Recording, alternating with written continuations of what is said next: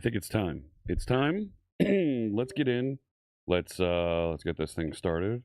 Got some buttons over here, and there's a thing like that. Let's start over here. I think this one does it, right? We're good with that. Hey there, friends. Good morning, good afternoon, good evening. Whatever time it might be in your part of the world. Greetings, my excellent friend. It's so good to see you. My name is Jeff Fritz, and today is December 20th, 2024, and we're going to write a little bit of code today. I'm starting a little bit late today. My apologies. I overslept a little bit, and I'm noticing just how red my hat is today. Oh my gosh! So we're starting and coming in here just a little bit late. That's okay. We're still gonna have some coffee, talk a little bit tech, have some fun here. Let me see if I can just clear up that that coloring on my hat real quick. How are you, chat?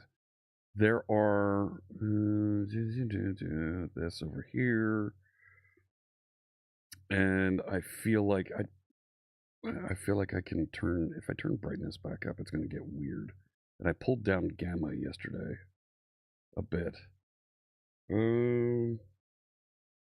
It's a bit better, but it's, if I pull back the brightness, yeah, I think we're okay there. I think we're all right with that.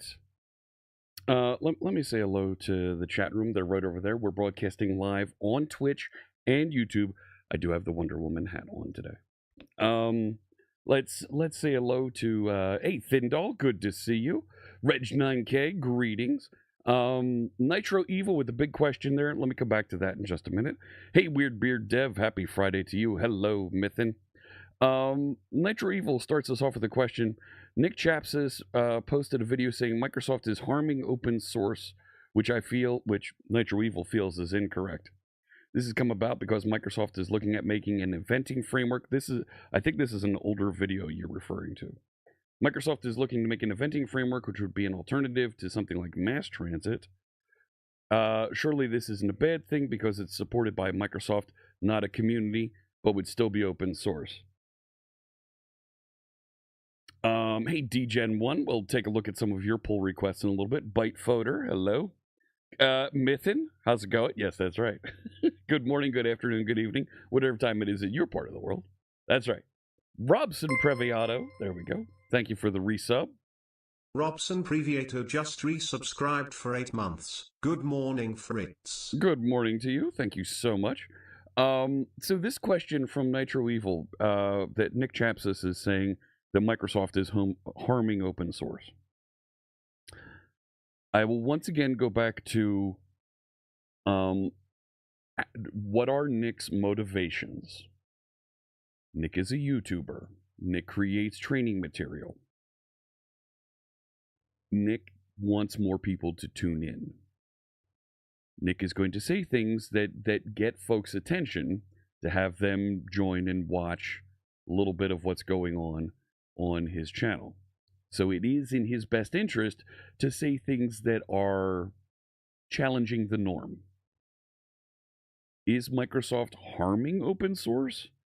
I completely disagree because they're giving GitHub away for free. GitHub repositories if you're building open source projects. Everybody now gets GitHub Copilot. If you're a maintainer of a significant open source project, they will give you GitHub Copilot Pro for free. There are other free access things out there. They maintain and make NPM available for free now. .NET is free and open source. Microsoft is one of the largest contributors at the highest tier, promotional tier, for the Linux Foundation. So to blanket say that Microsoft is harming open source because they're building another library is literally gaslighting folks. It's trying to create an issue where there isn't one. The fact of the matter is, Microsoft is a software company. Are you really going to try and tell the largest software company in the world that they're not allowed to write other software because there's an open source project out there that already does something similar? Are you really going to try to tell the largest software company in the world that they're not allowed to build new things because there's already an open source thing out there? I'll give you a great comparison. Swashbuckle, the .NET team embraced, extended, supported, included in Microsoft documentation for more than 5 years. More than 5 years. But in that time, the team that maintains and grows Swashbuckle stopped supporting and building and enhancing the framework. So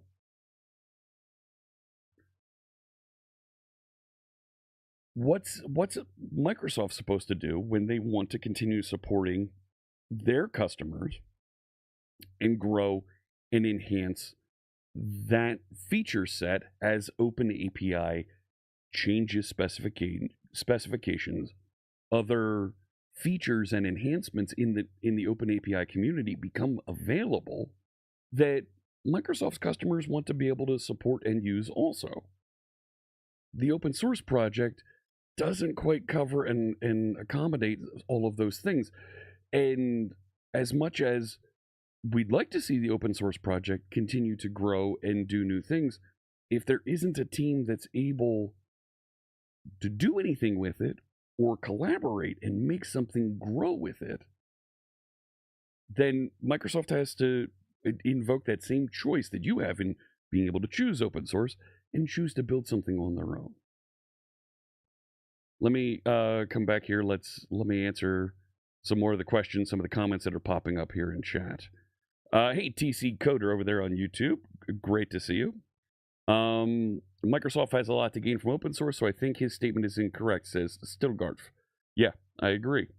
Hey, McNets, hello. They're actively contributing to a number of open source projects. People seem to be living in the past. Completely agree, Mythin.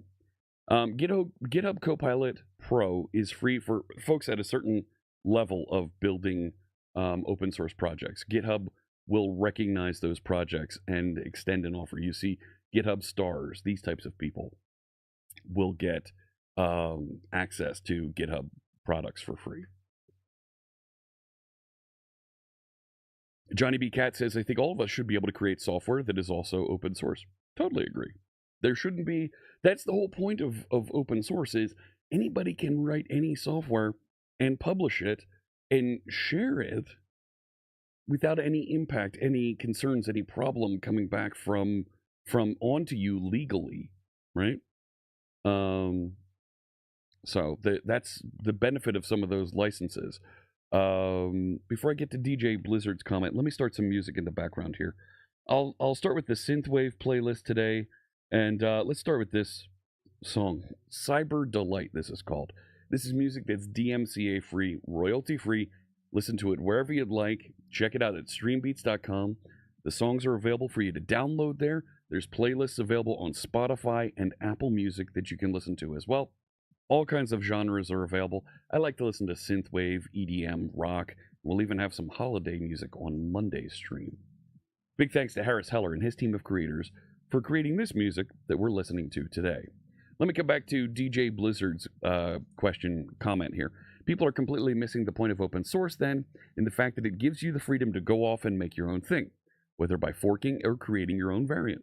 Yep, that's part of the reason we have the numerous desktop environments on Linux. Yes, some folks want to do things differently. And for better or for worse, open source gives you that choice. You don't have to like all the choices. You don't have to use all the choices, but you have that choice. So for somebody to say, well, they're destroying open source because they created something else. They created another choice. In that video, when you dig further into what Nick is discussing and promoting, it's an abstraction framework over top of other eventing frameworks. Microsoft's that was being proposed and was not released as part of .NET 9 is one of those abstractions that you can choose. They met with and talked with folks who run many of those eventing frameworks, including Mass Transit, with the idea, the purpose, the concept of, hey, if we're building this framework, we'd like to ensure that yours is able to plug in and work here. I wasn't familiar with and part of any of those conversations, but there absolutely is a conversation to ensure that whatever framework is built, whatever abstraction is added, that those tools have the ability to write a little bit of code and remain compatible. You're absolutely right. I love that sentiment, DJ Blizzard. Thank you. Thindoll has a question, but it requires a tiny piece of context. Thindoll has a NAS with more than 10 terabytes of free space. Why am I browsing for and wanting another NAS? That's wanderlust. Is that what that is? It's the desire to see what else is out there. Random equals 4.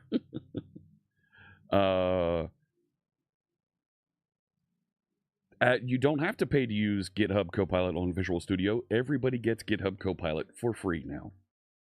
Everybody gets GitHub Copilot for free. We talked about that a little bit at the beginning of yesterday's stream. GitHub Copilot is now available completely free for everybody up to, I think it's the first 2,000 code completions a month and 50 chats that you interact with. So, you got an email earlier today that Copilot is included in your GitHub account. Not Pro, it's fairly limited. Yes, that's right. GitHub Copilot is now, there is a free level available for everybody. Nitro Evil, personally take any NuGet package supported by Microsoft instead of a third party purely, and that's your choice, and that's something that Microsoft hears from a lot of enterprise customers. I don't want to trust this group of random folks that I haven't heard of who worked on this open source package. I don't care that it's got 10 billion downloads. I don't feel that I can trust them because there's nobody that I can go back to and get support for that package. Never mind, they have Linux servers installed and available in their ecosystem somewhere. But there is, in enterprises and governments, there's always the desire to have somebody that you can call for support, file a lawsuit against because they did something stupid in the software. Large enterprises and governments always want somebody to take responsibility for their software. So, it might be part of my job to remember those numbers, Thindoll. It might be part of my job. Speaking of open source, we're going to be working on the Linux machine today. I've got it up and running over here. I've got my screen over there. I've reconnected the Digma Defy keyboard here in front of me so that it's connected to my Linux machine so that we can do some coding, some work today over in the Linux environment and have a good time. I can't.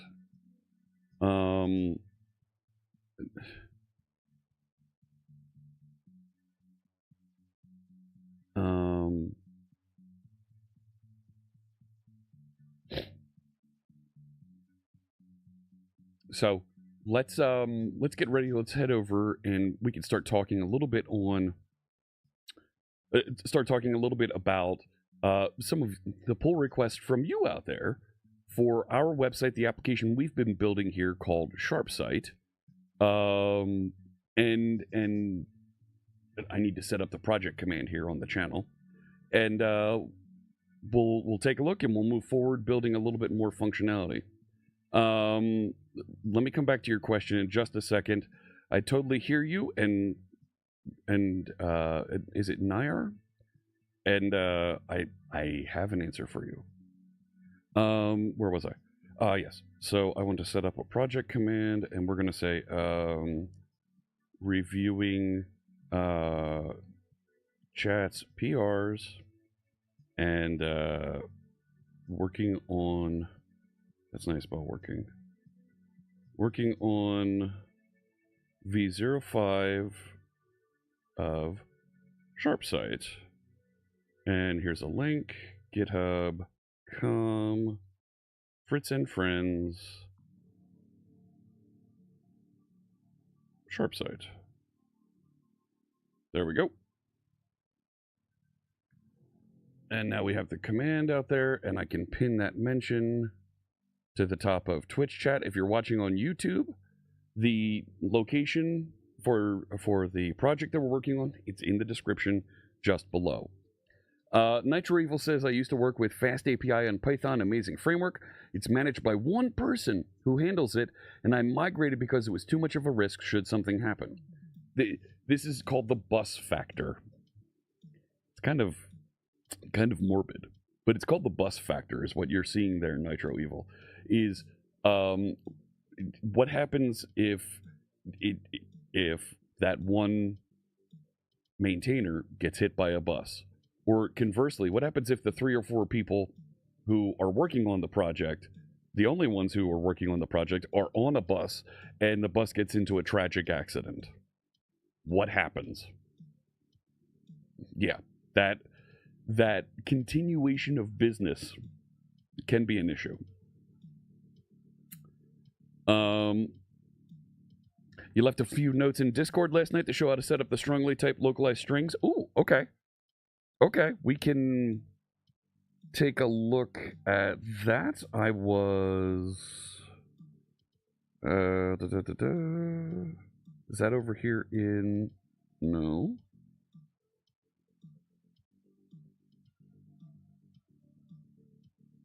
Ah, okay, they're in the Sharp site. Okay.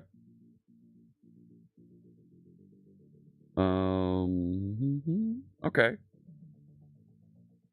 We'll take a look at that. Thank you, Steve. Really appreciate that insight. So let me come back to this question from, is it Nyar? Up here. I feel frustrated while programming and miserably failing in CSE, computer science engineering. So it sounds like you're a student. That sounds like you've got a little bit of burnout. That sounds like you're burned out by the projects, by what you're by the tasks that you've been assigned, and the magic, right? I call it the magic, but the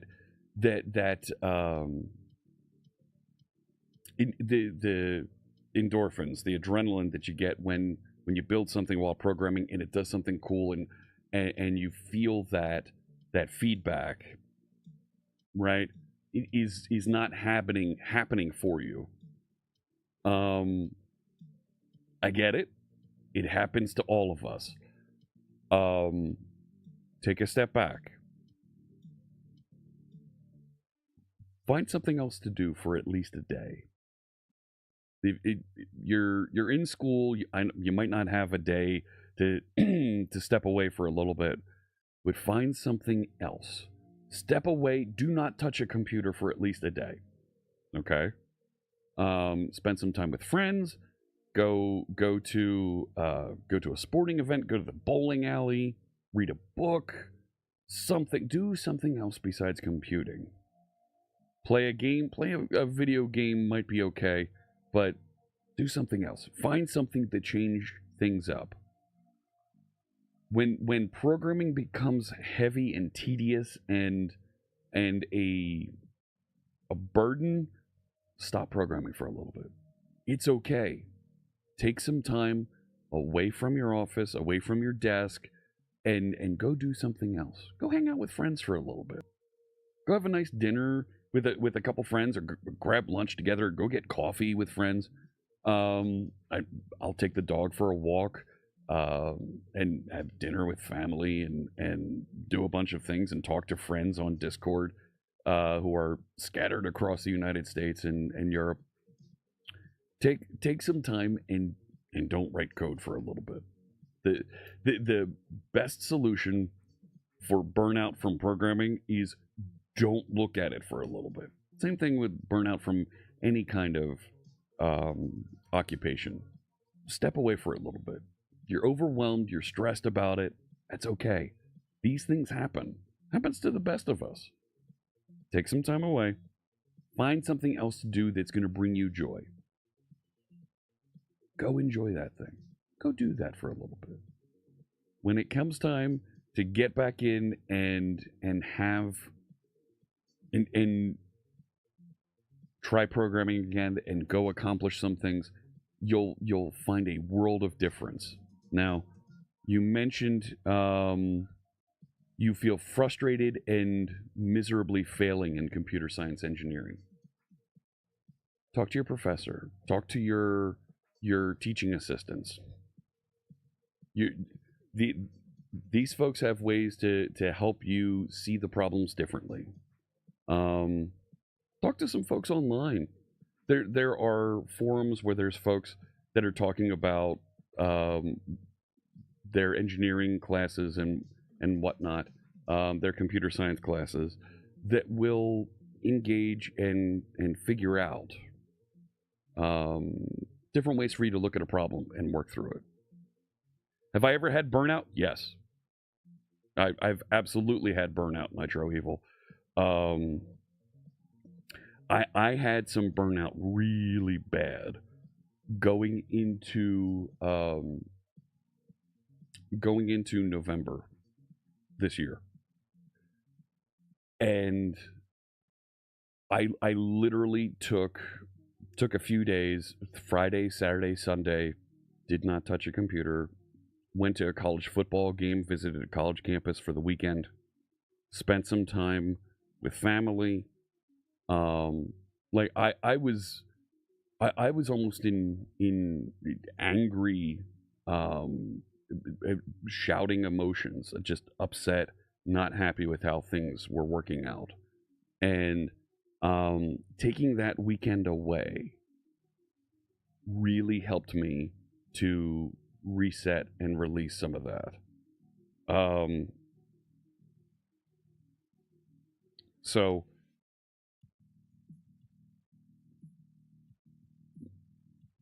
what's important is getting that change, get that break.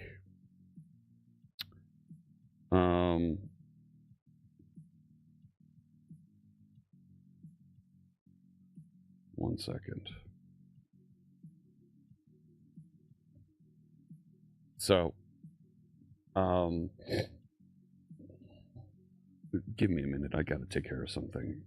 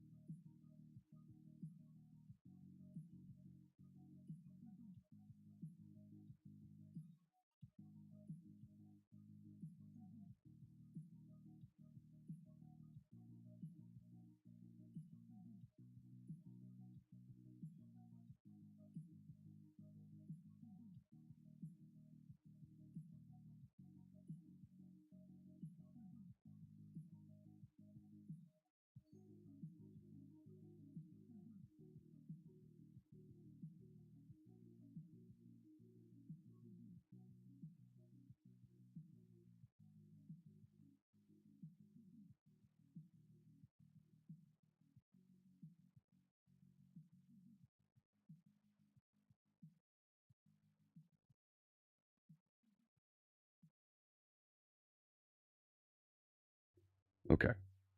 Did the music seriously stop? No, there it is. That's weird.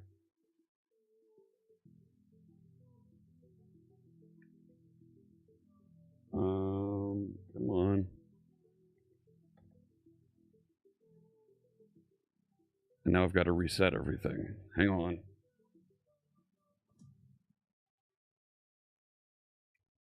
Nope.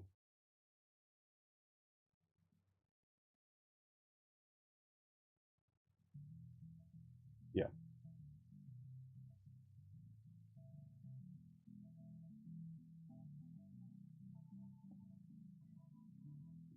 I'm trying to get my mouse reconnected to the laptop.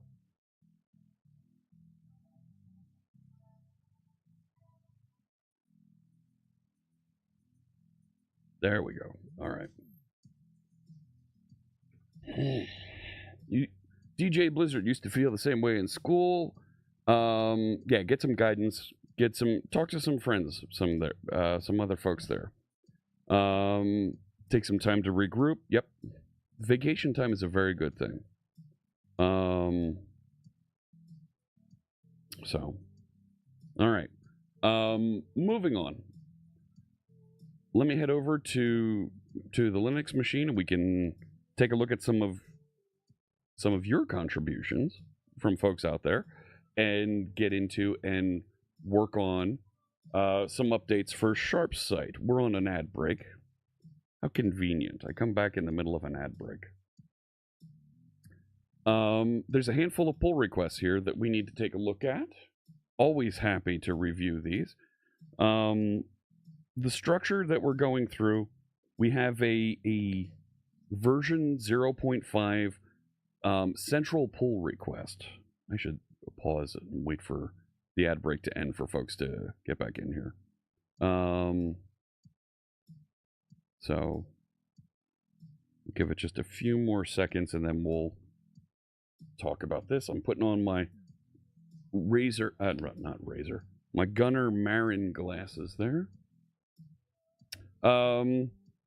You appreciate the advice, says Nair. Really works when I take a break, but academic pressure is burning me out. While I'm going to do something on my own, maybe a project can't keep my consistent, and I feel that I have no skill about computer science. This is called imposter syndrome, and we all get it. Oh gosh, I don't have the skill to do that. This is too difficult. I'm not familiar with that thing. How do I solve this problem? Everybody gets that. Everybody. Are you kidding? I get this all the time here on live stream, okay? I get this when I go and deliver a presentation, teach a session at a conference. I was stepping on stage at Microsoft Ignite, a conference with how many tens of thousands of people? And do I belong here? We all get it. Stepping back. Academic pressure is one thing. You're right at the end of semester here. Have you already gone through your exams? If you have, then you've got a few weeks break here. Use that break and don't look at computers. Don't look at your programming over that time. Spend some time looking at some things that other folks do. Talk to people. You'll get somewhere. It takes time. You learn to develop a little bit of confidence around your skills. It will take some time, but you will succeed. You're in break now. Oh, good. Open-minded in everything you do. Agreed. Ice cream stick model. Yep. Yeah. If you're there, you deserve to be there. You'll be all right. Here's my keyboard. This is the Digma Defy keyboard that I've been using. Having a great time with my poker chips that I shuffle. So let's take a look at some of the pull requests that some of you have submitted over the last little bit. So this is the release train pull request. It has all the pull requests that we're going to release all at once for this version, including updating packages, removing unnecessary imports, some work on accessibility, reading and saving and updating the file upload limit for SharpSite. And we've got a handful more updates that we're going to add into the mix here. So this is where I left off yesterday, enhancing page not found. We're going to continue there in a little bit. I'm going to come back to this one because this is a very large pull request. An update to add VS Code debugging support. default writer with this change. How you doing, Funsalot? So this is just the VS Code launch JSON that specifies here's the project to launch when you start debugging and working with. So yes, we do want that. And this addresses issue 173. And just to show you what that is, VS Code out-of-box debugging support isn't there right now. So we just need this little launch JSON and update it to the UTF-8 line ending.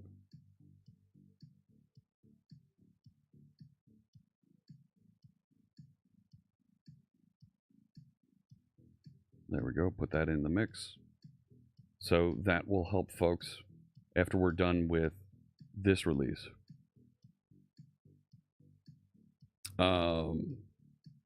You need to learn to type on a split keyboard. What typing on the split keyboard has helped me identify is when I was doing those silly crossovers that you do when you're typing on a typical QWERTY keyboard, on a typical fixed square keyboard. By having the split layout, you learn to keep your hands on the two separate sides. Ah, you had your VS Code misconfigured. Okay. Miner fixed the site appearance to get the page title working. This is from DGen1. Let me just take a peek out here. And that's in, they're already a code contributor. Move theme selection to its own component so that it has the interactive server rendered mode and some relevant localizations. So adding some more localizer entries here. And there you see it. Instead of calling all this code, the page title is there, but instead of calling all this code, all of this is conveniently now wrapped up in the theme select plugin, which is now this file here. Okay. With some localizations there, plugin display name. We need to localize the change theme button there. But regardless, the exact same code was just copied over. And the rest of these, I think, are just resource files. Yeah, and we're going to need to do some resource updates. That's okay. So this looks like a good patch to help refactor and make this a little bit easier to maintain. So let's squash and merge and bring this one in. So this will help a bit here. So big thanks for the refactoring to make theme selection portable. I don't think that these types of admin screens are things that we're going to change the theme on, change the behavior on with plugins. I think these are things that will live separate from plugins, and plugins will really only affect post pages and some other features around that. Wow, Robert Tables with a big highlighted message there. On Christmas Eve, don't forget to leave cigarettes, shoes, Twinkies, and a Beretta 92 in the ductwork for John McClane. That's Monday, my friend. Yes. So Robert Tables is reminding us something that I do annually here on stream, and Robert has seen many of these. It's funny. Robert's not his real name, but Robert Tables, it's kind of the screen name's first name. But every year before Christmas, I read. It's a tradition here on this channel. I read "'Twas the Night Before Christmas," that holiday poem that it isn't religious. It isn't. I don't have any faith in it, connotations around it, but joy and goodwill towards men. I definitely want to share that message. But of course, the other message that Robert is pointing to is. I also read "'Twas the Night Before" Die Hard, everybody's favorite Christmas movie, and we read and experience and share the joy of John McClane at Nakatomi Plaza every year here on channel. I wonder if you can grab all the keys from the resx files and export those to Constance. Actually, Thindall, Steve Elliott was mentioning in Discord, in the SharpSite channel in our Discord server, exactly that we can code gen those. So, it's a tradition. We got to keep it going. Over a decade on Twitch now. No, this is my 7th year doing this. 7th year. I've been doing this since 2017. So, continuing here. So we've got that merged in to make theme selection more portable. Minor fix by DGen1 to get page titles working by moving. I already did that one. There we go. Some other localizations. This is a chore that needed to be taken care of. Some minor changes to them and some localizations that were added. So here we're on the add plugin page. Put some localization around some of these strings for the plugin file, the plugin ID, the plugin version, plugin description. So these labels for details about the plugin, the accept and reject buttons, all being localized now. The admin layout for manage the site and site management. Thank you so much for adding those, and we'll generate these for the missing languages here in just a minute. Actually, wait a minute. I'm on my Linux machine. The localizer's on my Windows machine. I'll bounce back over to Windows to do that. The navigation menu, log out and log in buttons, sure. Homepage, SharpSite will keep there, but the SharpSite homepage is now wrapped up there. I thought that was a better way to do this as a single item there. And then, of course, the resx files have some things that move around.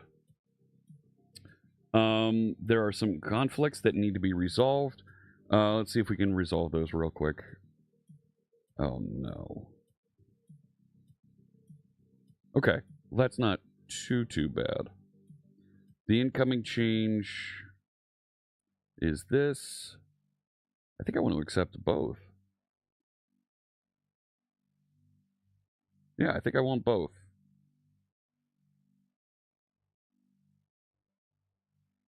Sure. Come here. Mark that as resolved. Next one, in the Finnish translation. So we've got these items. And there's a couple items down there at the bottom for blank option. Yep. We will accept both on this one as well. Come on, where'd that little button go? There it is. Accept both. And on the shared common one here, I think this is going to be a similar scenario. Yeah, where we want both changes. And finally, we'll commit that merge. Let's make sure this builds. There we go. It'll attempt to build here in a second here. There it goes. And we'll give it just a second to finish. A non-techie friend compared today's AI as the equivalent of pressing the middle text predict button on your phone's keyboard. That Weird Beard, yes. I totally agree with that, because I don't want to use the term AI versus large language model. What I think you're referring to is ChatGPT and Copilot, those large language models. Your comparison is pretty accurate, because what they're doing is a text calculator type of thing. Build is failing. We're gonna take a look here and see what's going on. See what's going on with this, John. Come here. Show me what you got there. Developers. Mr. Night Fluffy, thank you. Appreciate you joining us. Welcome in. I see you there in chat. So the large language model is just a text calculator. It's just checking to see if things are words match or that are most common to be used next to each other. That's what it's doing. Wow, lots of errors here. I think. Yeah, error. Invalid resx file. The data start tag on 303 does not match the end tag Well, I screwed that up. Line 313, position say 3. So I'm gonna have to go back to which one was it? Shared resource resx. Shared resource en, shared resource Finnish. So the English, the Finnish, and the common one. So we're gonna need to edit a little bit in here. Okay. So let's jump over here into web, locales, and I'll start with the English one, and it was down at like 200 something. There was a start tag data that didn't match the end tag data.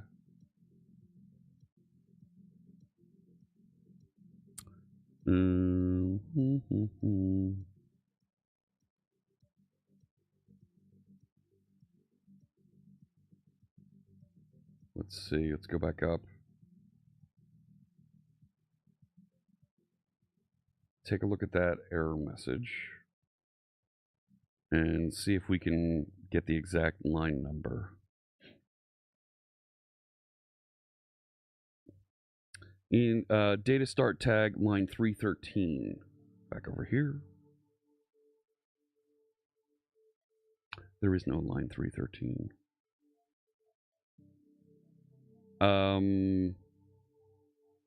That's in the base shared resource. All right, we'll start with that one. Fine. So, right there. See the H1?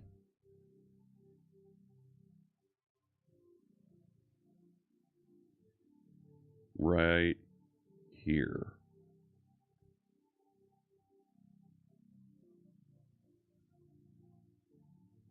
We need a slash in front of that. Thanks so much.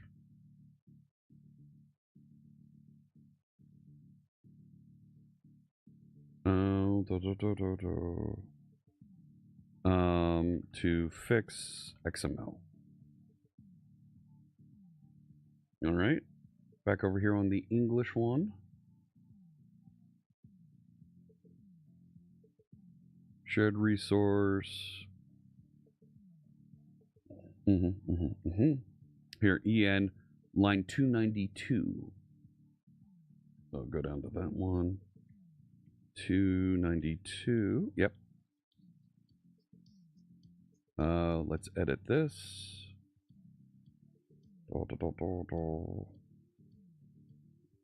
Right there.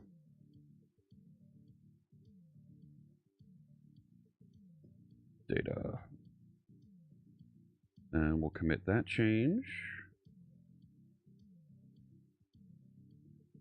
to fix XML. One more. And I think it was the Finnish one. Didn't get it. 295 in the Finnish version. That's not the Finnish one. So 295. Yep, there it is. Funny, it's the same one. It's the same file for all of these.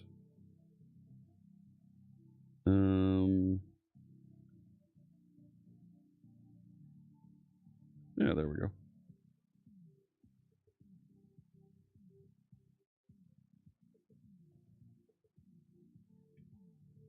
Cool. That's not what I wanted. That's what I wanted. To fix XML. All right, head back over here. And it should be... What don't you like?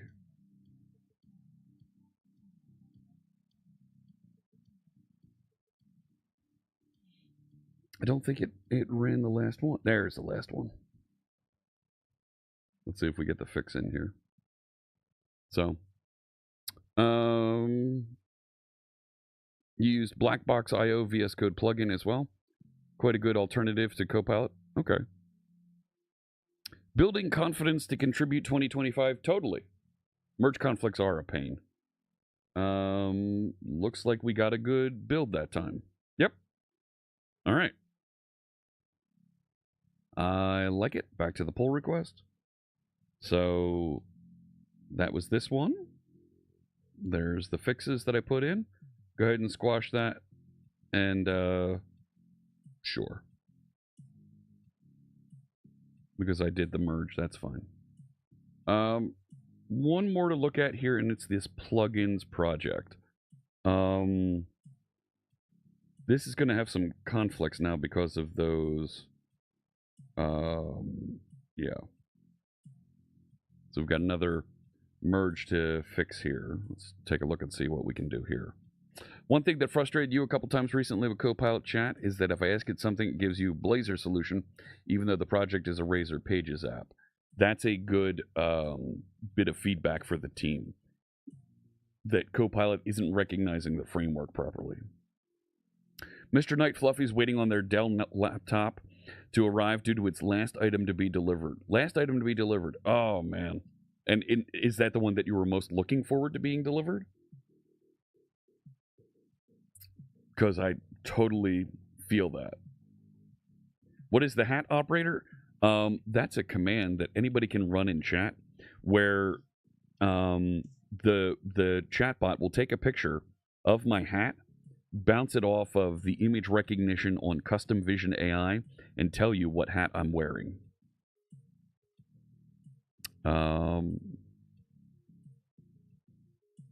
So go ahead and run the hat command again.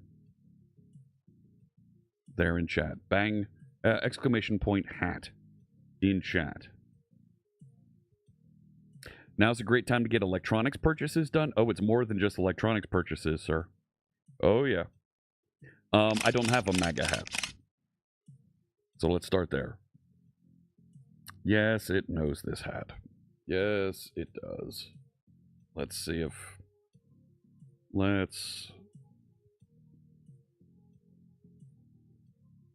I'll do this. Now we know. And knowing is half the battle. It's my Wonder Woman hat. You know how I know it's Wonder Woman? Here's the thing. You ready for this? Are you ready for this? There she is. Underside of the brim. You, sir, you live in the state that is the home of RV building. Turns out Indiana is a state where there's a ton of recreational vehicles that are built. That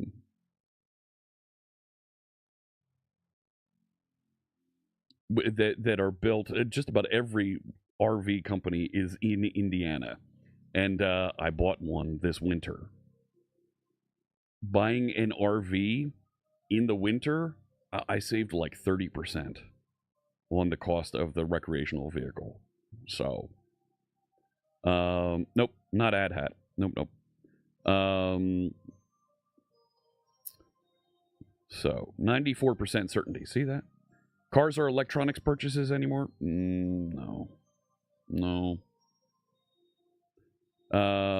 Buy me a typical Dutch hat whenever I'm in the Netherlands? Well, I'm going to be in Stockholm at Svetug in February. You live in the UK? All right. That's cool. We've got folks watching that are... I saw some folks from Sweden, some folks from, of course, the United States, where I am, some folks in the Netherlands we just saw mentioned, the UK. There's typically a couple folks from Brazil that tune in and watch as well, but normally we get 3 or 4 of the continents covered here. Oh, and C# Titan is in Australia, so we're spreading it all around there. Stockholm is Sweden, not Holland. No, it totally is. Totally, yeah. That's as close as I'm going to get to the Netherlands in the next 6 months. Finland, there we go. Code and Chills from Nigeria, there we go.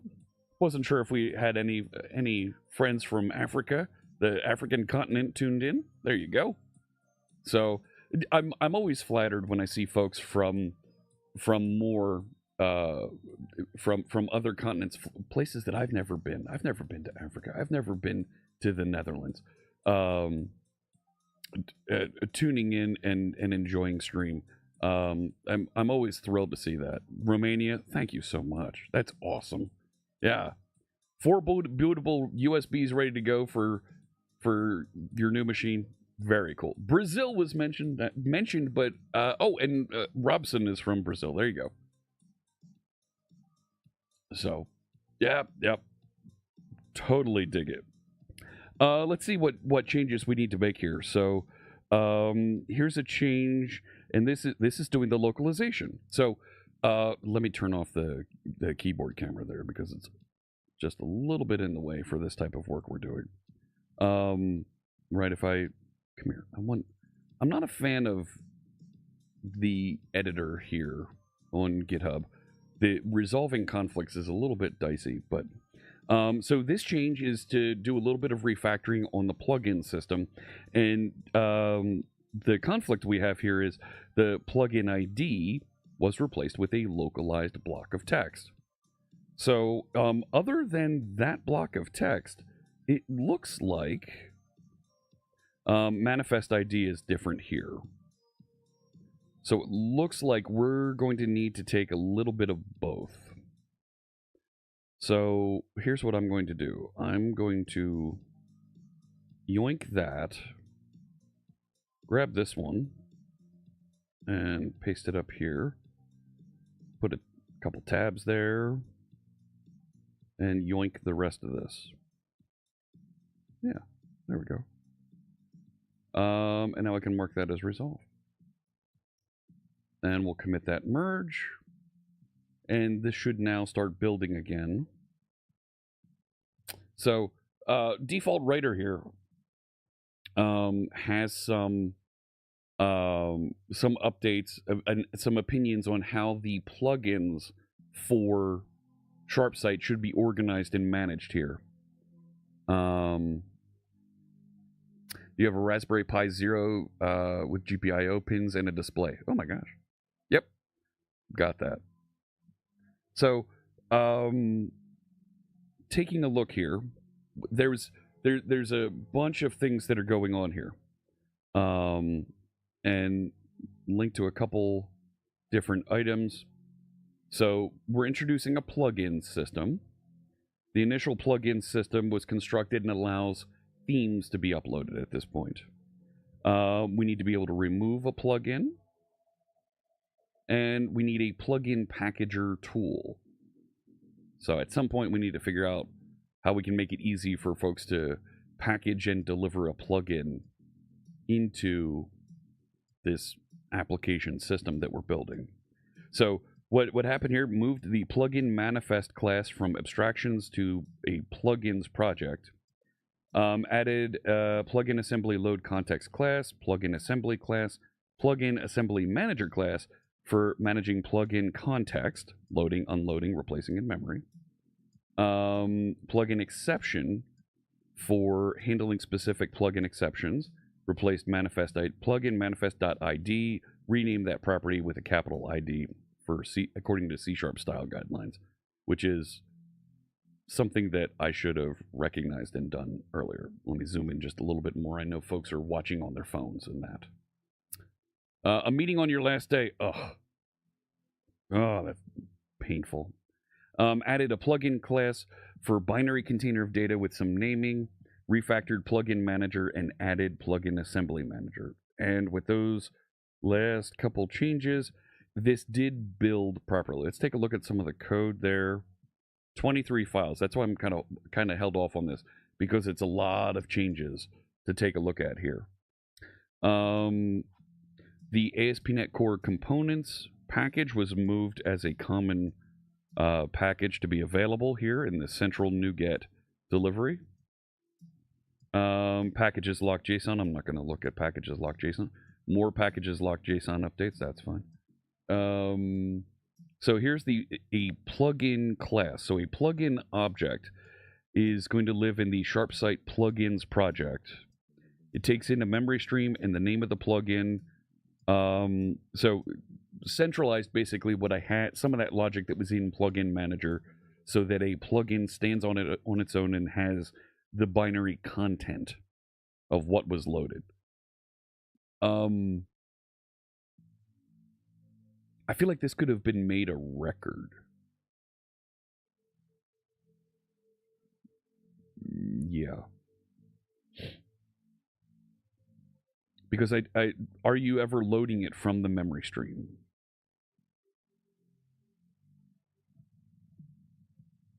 Maybe. I don't know.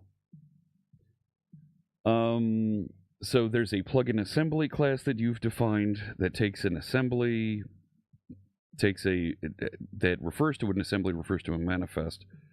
Knows how to do this is reflection loading here, and keeping it isolated as its own block of memory. That way, we're not locking files on disk while the application is running. A plugin assembly manager class that is in the plugins project as well here, that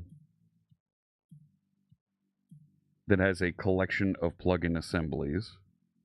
So you're adding that collection of assemblies so that you have them referenced and sitting there in memory. Okay. A plugin exception, a custom exception that refers to problems while working with plugins. There's probably going to be descendant specific plugin exceptions after this. Plugin manifest was moved to the plugins project and renamed the ID property there. Okay. Plugin manifest extensions to validate. Why have this as an extensions class? Why not just put it right on the manifest object? Manifest missing a valid ID. The file name containing valid characters. Only contain letters, numbers, hyphen, and underscore for the version. Yeah. I generated a little bit of this check previously, so it's nice to see this isolated in one location.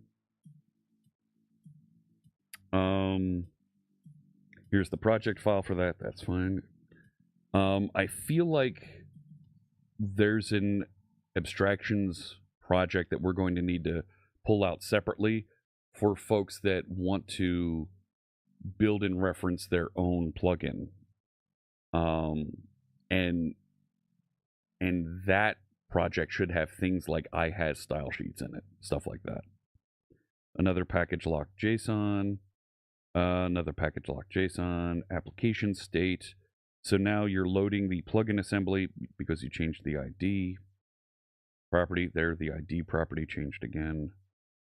Plugin manager manifest. This is in when adding a plugin. There was the fix that we just put in.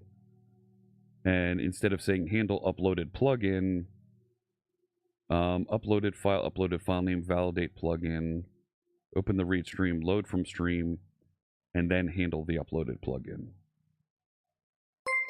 Okay. Walter! Walter just resubscribed for 58 months. Thank you so much. Really appreciate that support. Great to see you. This probably didn't need to be done. The matchup of property name to route parameter is case insensitive. Updated imports. Is this just a line ending thing? Using Sharpsight plugins. Okay.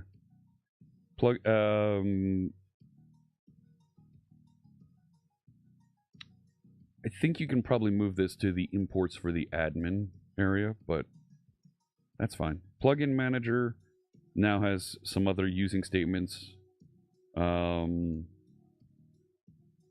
Now receiving a plugin assembly manager as well.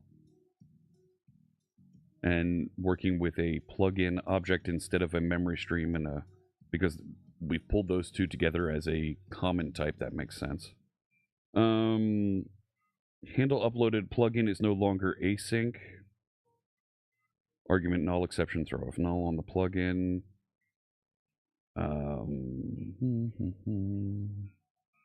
So that validation is happening on the page, not inside of here. I'm okay with that for now. We may move it later, but that's fine. Current uploaded plugin equals new memory stream. That was... So refactoring all of this and unzipping the file. Yeah, just moved some things around in the names of things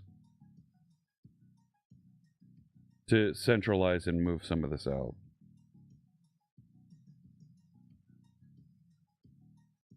Clean up current uploaded plugin.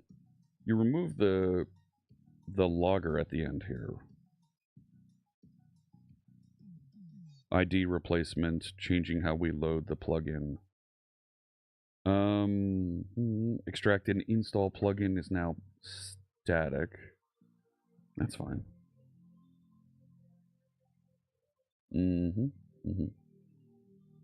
There's the validate.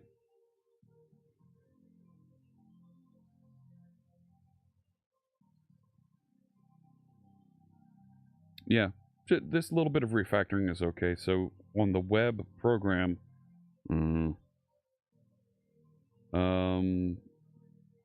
just looking at where there's changes here.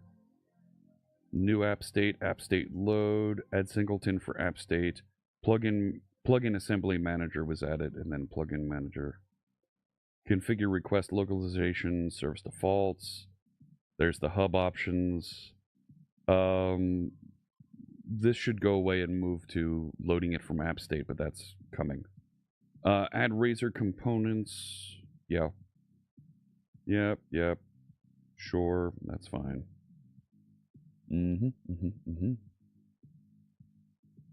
Yeah, I don't see anything. And then at the end, at plugin manager, go get it and then load the plugins at startup. Yep. SharpSite Web now references the plugins project. Okay. Packages lock JSON. And the solution file now refers to the new... what's i.props? What is this?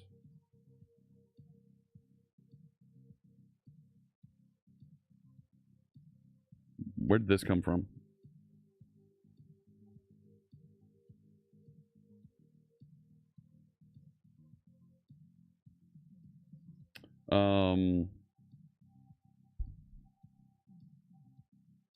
I don't know what this is and where it's being referenced. i.props.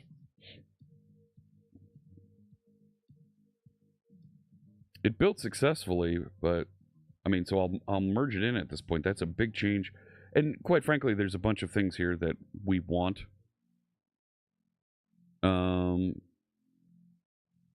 So let's squash and merge. I don't know why it says... Oh, I did a merge resolution. Thank you for the code. This is a big refactoring. We were going to need to do. Yeah, really appreciate getting that done sooner than later. So, okay. Can we remove it? I think so, but we'll take a look. First thing I want to do is, because I know there's a bunch of you out there that are not English first speakers, let's do some of those translations, some of that localization that's out there. So I'm going to actually switch back. Oh, nuts. I knocked over a Raspberry Pi.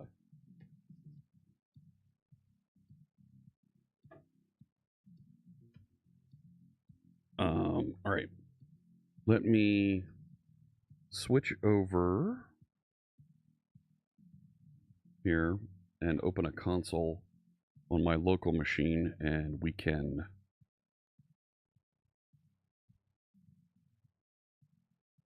take a look here at that.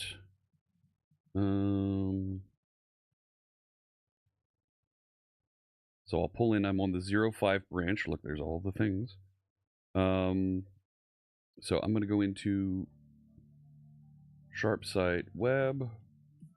the locales folder, and there's all our current translations. Let's do it. Shared resource EN. And this is going to go through and find all the translations that it needs to do for all the various languages, generate those, and put them into those files for us. We'll double check that we can build, and we'll push this up, out, and over for everybody to interact with. So, hey, Fuel Snavel. There's the Italian. There's the Dutch. Here comes Portuguese. Yep, that's a lot of translations. Swahili as well. All right.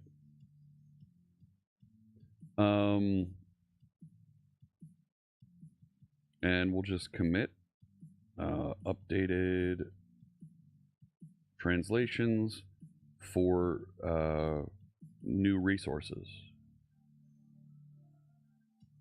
Push those out, and now those are going to be available for everybody that's working with branch 0.5. Love it. Love it.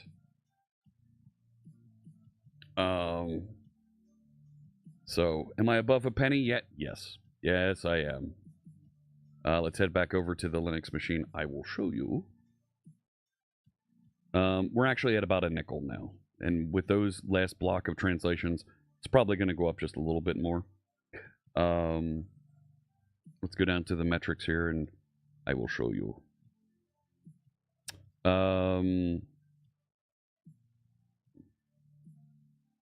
And that's over the last 24 hours. Let's look over the last 7 days. 7 days? Sure, 7 days. Right, and you can see we've done a bunch there.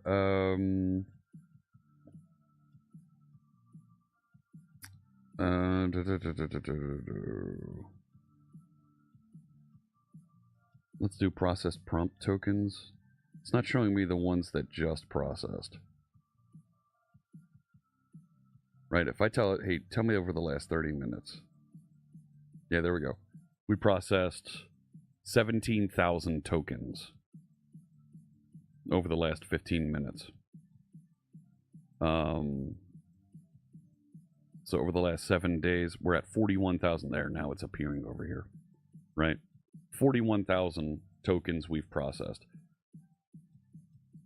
which still is like nothing.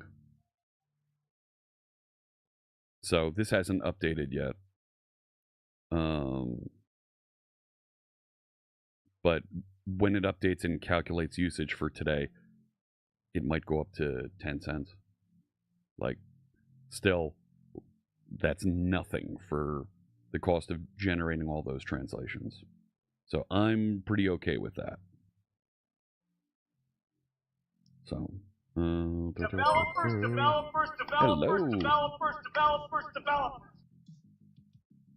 We'll go here. Thank you so much for the follow.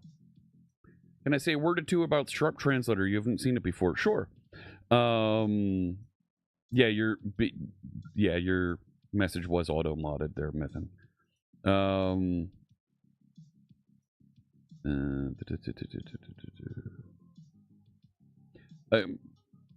Hold on that, Funsalot. We've got a lot to go before we get there. There's other things that we need to build and decide here, including the ability to support other types of plugins.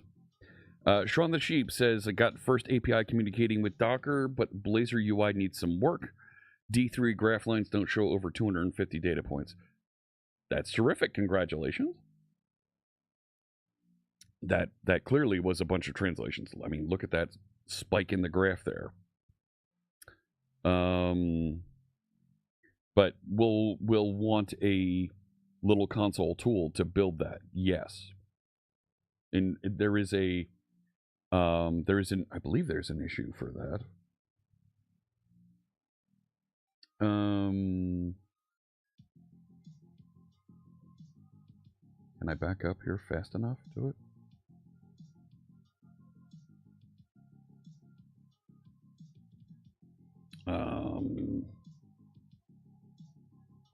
plugin packager tool. Here it is. So this is issue 166. And we'll need to figure out what this looks like to help folks package plugins. Because when I think of customizing plugins, that's an intermediate level user. A beginner user says, oh, change the colors, change the background color, the font color, change the font of some of these things. And they want to be able to do that in a user interface. An intermediate level is somebody who says, hey, I've got and the beginner user also says, give me these plugins, and selects them from somewhere and configures them, adds them to the website. An intermediate person is somebody who, an intermediate user is somebody who customizes the plugins that are been loaded in. An advanced user is somebody who does this, who builds those plugins. So there's a question about Sharp Translator. Sure, we can talk about that real quick. GitHub.com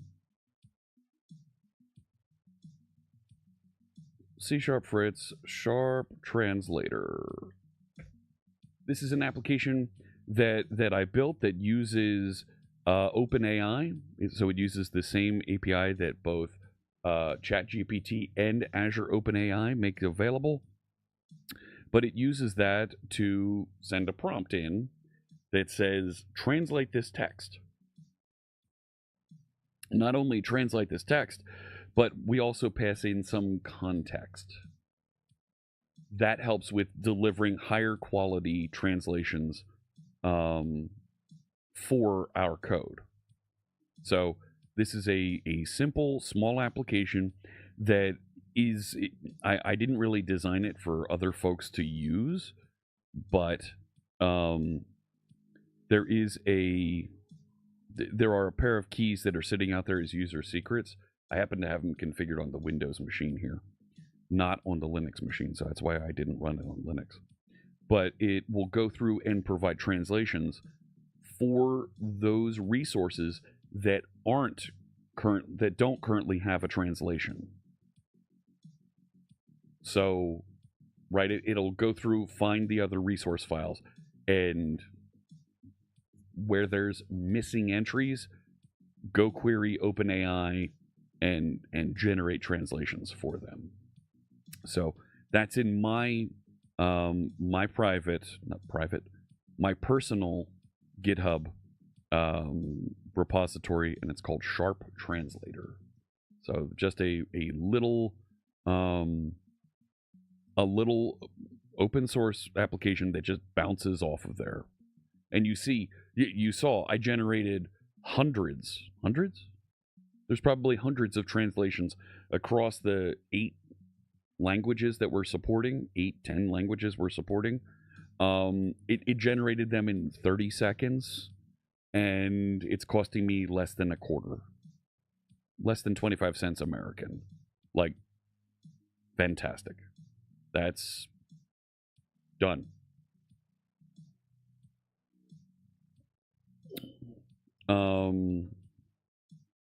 So XDAS asks, do I know Chris Nova?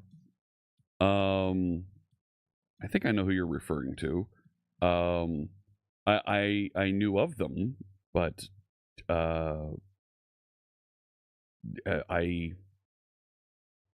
never got a chance to meet and talk to and work with Chris, but knew of them, saw some of Chris's videos. So,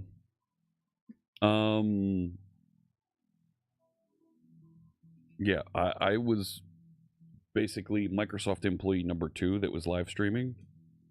I'm the longest running Microsoft live streamer. And I can say that with a high degree of confidence.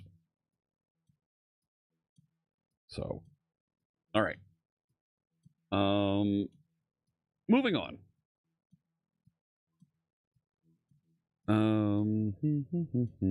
So I don't have this machine updated with all the latest stuff. So let's go do some of that, shall we? I normally work in a dev folder here, and I believe Yep, I do have it. Let's run a quick git pull to get all the latest on the main branch. Let's do a little bit of code health here. I'd like to pull. Well, I did a. Let's do a git branch -r. See what remote branches are available. We should get rid of some of these. But I'm working on feature page not found is where I'm at. So let's do a git checkout track origin feature page not found. Yeah, I good. I should also have the upstreams available here as well. Yes. So let's also do checkout track on upstream v05.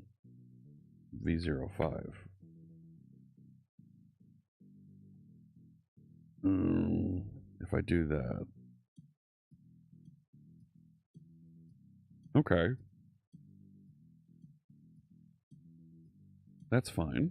So now if I do the track on there, good. All right. So now if we look at the branches that I have here locally, I have the 0.5 release tracking branch that I can follow and pull things into locally here. My page not found branch and the main branch. So let me jump back over to the page not found feature that I was working on. No, git checkout. Thank you. Let me double check which .NET version I have here. That's fine. So let's open tmux. Thank you. And what folder am I on? That's fine. We'll open VS Code here. Get things started. So, all right.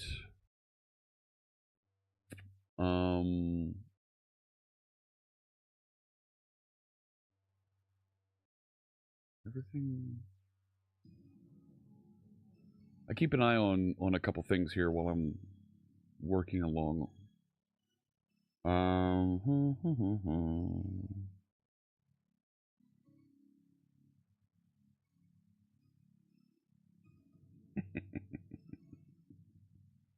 It couldn't have happened to a worse group of people. All right. Let's double check. Version updates? Yes. Update my extensions, please. Thank you. So, can we do a BDD style cucumber functional end-to-end test? So before 0.6 starts, I'm going to refactor the folder structure. We're going to introduce a unit tests folder. We're going to introduce a playwright end-to-end tests folder that both facilitate styles of testing so that we can ensure that this thing works. Because we are getting to levels of complexity that are going to be important to ensure are working properly. I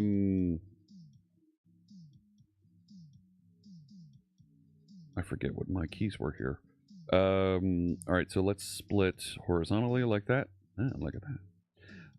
And I'm going to drop into the SharpSite app host folder. Where'd that I props go? I don't see it. Oh, you know what? Hang on, before I do anything more here. Hang on. Let's merge v05. Yeah, that's what I was afraid of. Got some conflicts merging in the updates. So 14 conflicts. Let's take care of these merge fixes. I don't need to see that. Yeah, look at all those resources we got to clean up. Fine. Show me that in the merge editor if you don't mind. Let's go find some broken things here. You're telling me this one's okay? I trust you. Display post.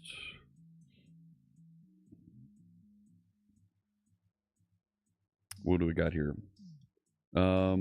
Has page title for localizer. No end then. Sharp site page not found, but we replaced it with the page not found component, and the component I believe has a page title on it. So I'm going to no, I'm going to accept current. There we go. That's the only one. Complete that merge. Next one, Bulgarian. Oh no.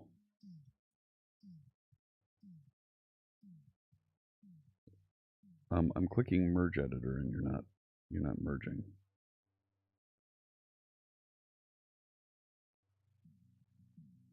So this has that stupid assembly thing.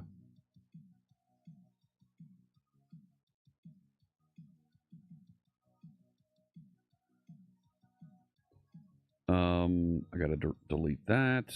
I need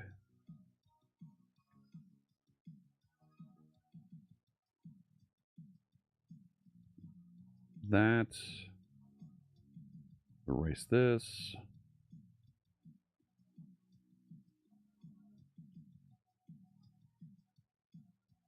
And I bet that's okay for the rest of this. Get rid of you. And I'm willing to bet that that's most of this. Yeah, and it doesn't want to open in the merge editor. Man. And I've got to do this for all of the resources. Oh. Right, it's the same thing right here. Yeah. Yup. Actually, this one isn't too bad.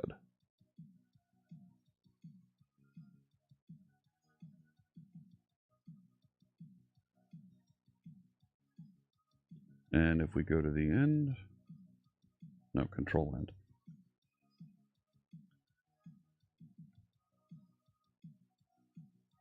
That's not too bad.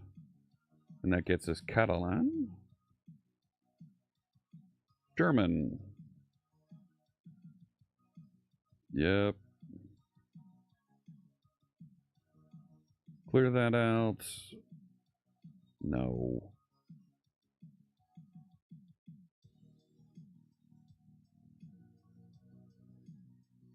Go to the end, up here, over here. Delete that. English. Yeah, look at this nonsense.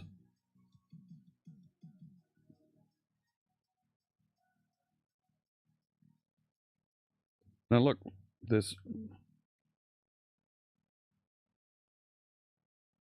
Go down here to the end. The XML merges are just murder.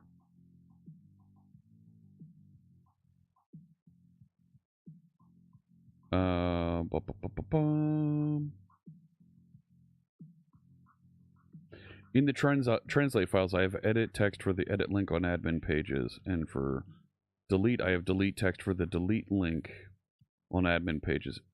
It might be a little confusing for people that speak English as a second language.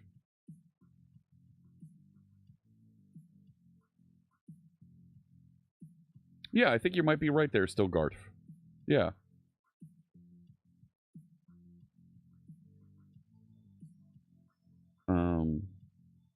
All right, let's go here. Delete that.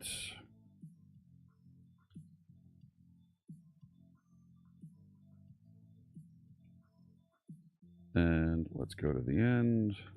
Yep.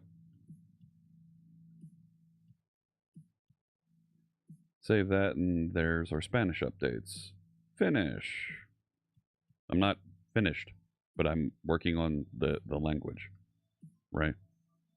Because we do have some friends in chat that are from Finland. No, I just want to go to the end and grab that. Yoink it. Yoink it like you just don't care. French. And delete that.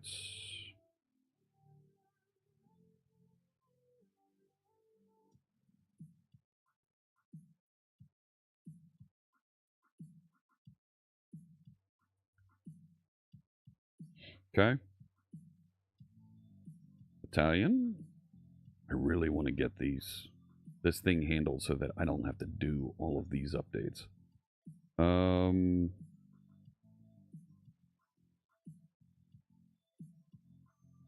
Yeah, accept the current change. That's fine. That wasn't too bad. Wow, the Italian change was the easiest so far. Yep.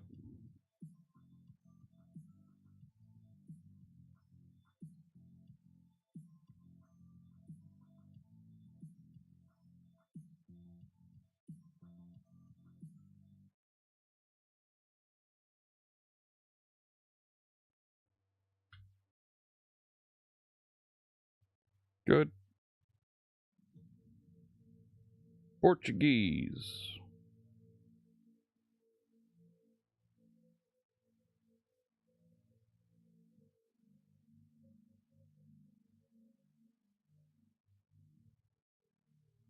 And we'll jump to the end.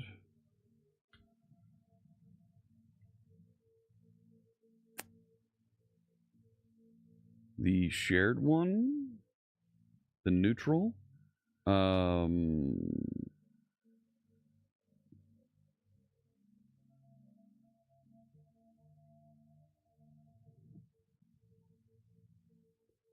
This is a mess. This one, alt text for the icon of a plugin, is that.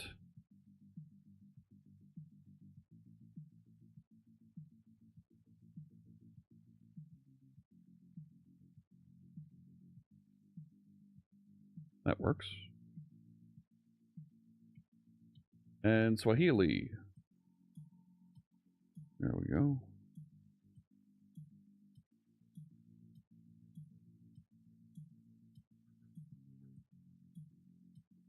We'll delete that.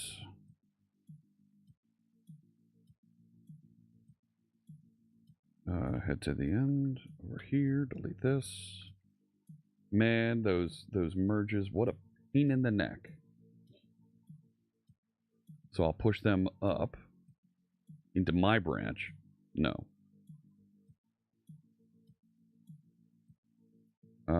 Close everything. Cool. All right.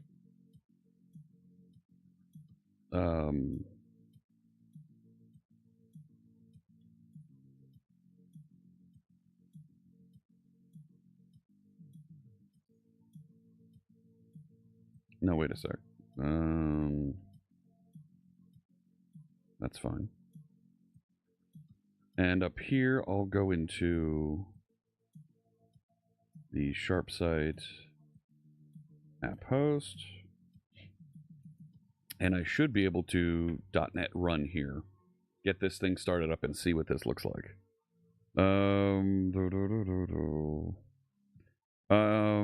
Howdy, how's it going there, Linux developer?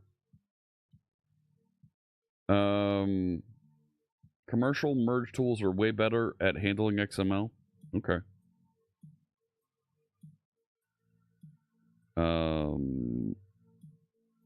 And of course it's in, I did that wrong. Launch profile, HTTP.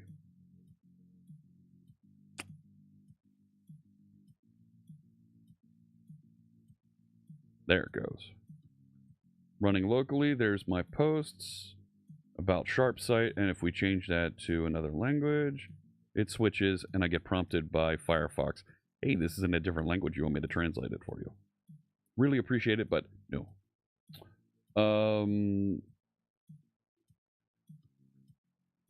So, good stuff. Let me log in and we'll go check out. Oh, really? You don't have... There we go. It flipped me back to German. No, English. Site admin. There we go. And plugin management doesn't have the plugin installed because we did the plugin stuff over on the English system. Here, you can close.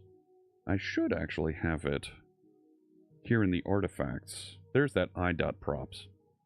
There's an artifacts.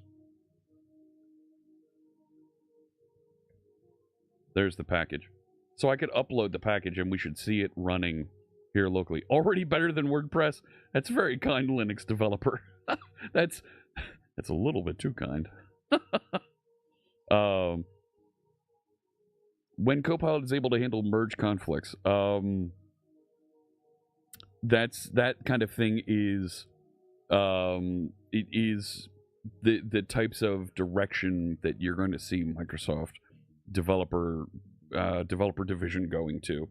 Some of these things that we as developers have to do that are so tedious and painful, can Copilot just research and see if it can find a resolution for us. And as part of my session at Microsoft Ignite, I got to announce there's a Copilot component coming into the next version of the .NET Upgrade Assistant, where the Upgrade Assistant becomes 3 parts instead of just 2. In its current model, it will use its expert system configured capabilities to analyze your project, and based on the types that it knows and understands, takes that expert knowledge and the algorithm that's built to migrate to the next version. The second step of that then is recommendations and notes for us as humans to go and identify how we want to migrate things. The next version does the expert system migration of things, passes along notes to Copilot, so Copilot will attempt to do migrations of things. And the interesting thing about that is, as Copilot does more and more migrations, it's going to get better and better at some of those migrations. It's going to understand better how to migrate things from an older version of .NET to a newer version. So it's going to actually grow and improve that middle part. And then the third part, of course, is hand off to you as a human to review and make sure that some things that are specific and unique to your application get migrated properly. Why would we want to replace developers with AI coders? All I need is an AI to handle all my Git commits and conflicts. GitHub Copilot does some of that for you, right? Like let's just go over here and, right? I wrote this block of text, initial centralization of page not found behavior. Well, gosh, that's kind of a lame block of text you got there, Fritz. Copilot, just generate a summary for me of exactly what happened in there. And Copilot's going to scan the code that's merged in here and generate a summary. There you go. Pull request focuses on enhancing the handling of page not found scenarios and improving localization support across multiple languages. The changes include, and there are links to specific diffs here, and it is very, very complete in what it's describing there. In the preview, looks kind of nice. It's decent to read through. For my taste, though, I don't need all of this down here. Like, it's a summary. Just give me the summary block. I don't need the details. And there you go. That's a Copilot generated commit message. Pull request message. Right? And I should put a indicator here on what it's fixing, right?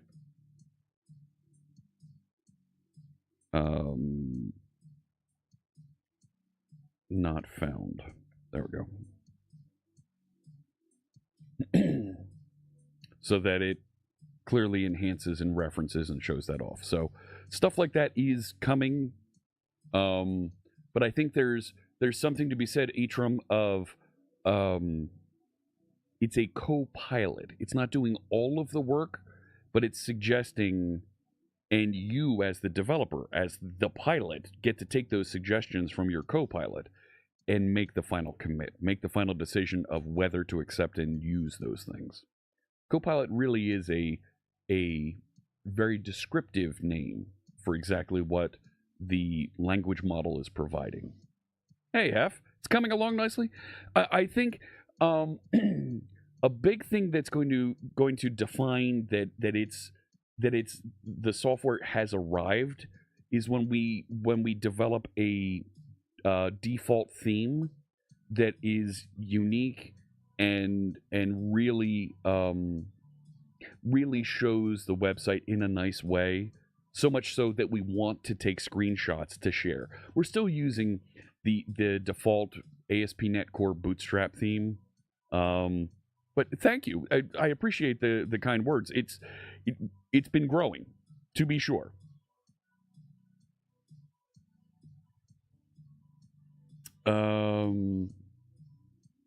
You need to select a theme after you install a plugin. Yes. And it's not installed right now. Does the language picker make sense where it is? Ah, lucky Luke.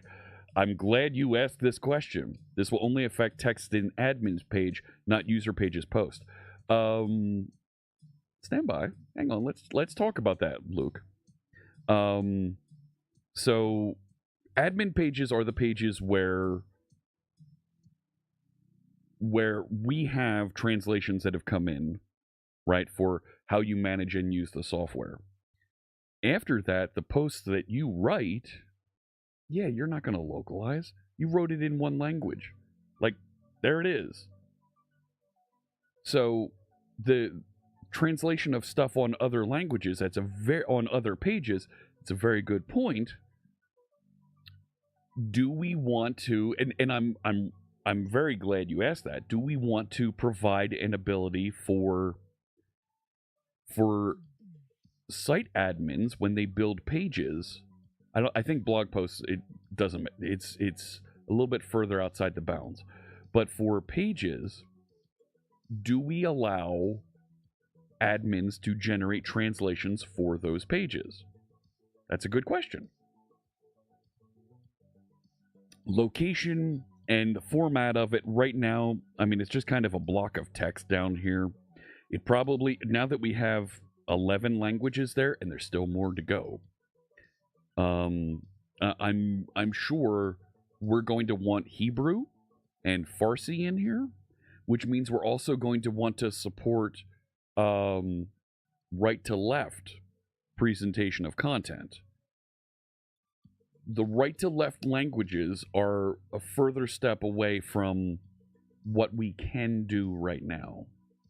Like, that's going to introduce levels of complexity and theming that I don't think we're ready for just yet. So I'm happy to stay with the left to right languages for now. But I think turning this from a collection of just little abbreviations into a drop-down box with those localized version names, I think is the way to go. And let's specify that and look at that for the next milestone. Improve the language chooser. The language chooser should become a combo box.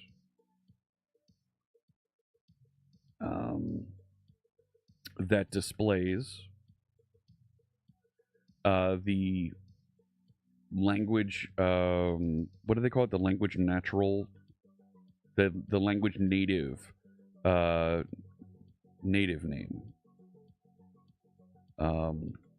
So that folks who understand that language can read their language name. in the combo box. And that should be a pretty easy pivot to put in there. I'm going to put that on milestone 0.6. We're not going to work on it right now, but it will be something in the future, and I'm going to mark that as up for grabs. So if somebody wants to work on that, somebody else wants to work on that, there it is. It's available. And we'll this should be its own combo box. This should be its own Blazor component to add a little bit of a requirement there.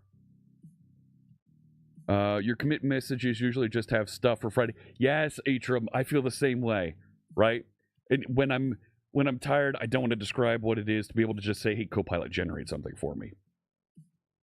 That's free in the box. Everybody gets that now, and it'll generate a nice description for you. ForgeJO went. I'm not familiar with that. The message itself is rarely going to help you out solving a bug compared to GitLog to track down. That's a different class of fix and error, and there are abilities now to actually request Copilot edit and deliver code for you here. Where is it?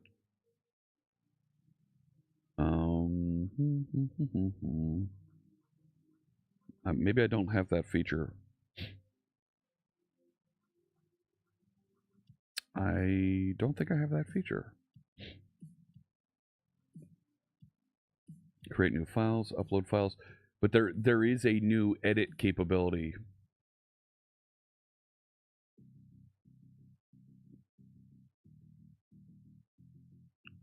No.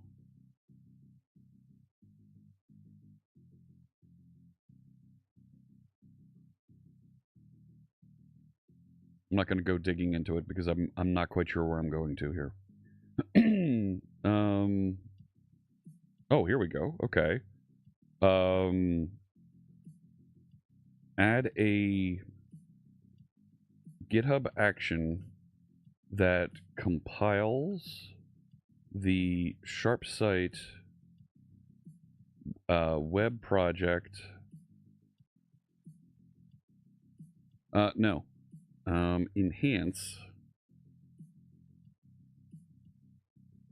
the existing .NET build GitHub action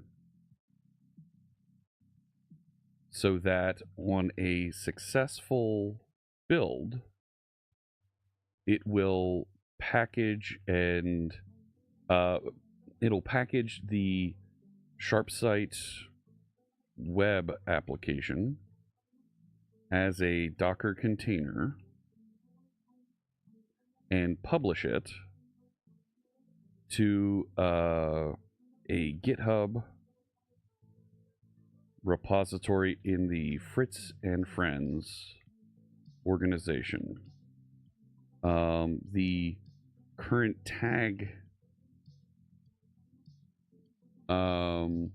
should be used as the version of the container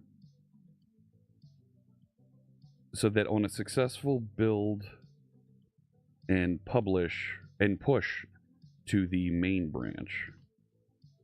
There you go. All right, Copilot, go figure that out.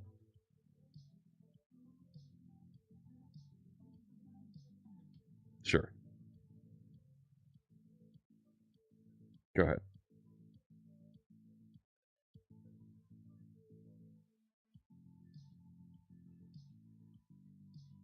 Does the .NET build action as a Docker container does? So here, you can see down here, it's analyzing and doing this work. Only builds the .NET project, does not include steps for packaging. There are no steps in the current GitHub action to publish the Docker container.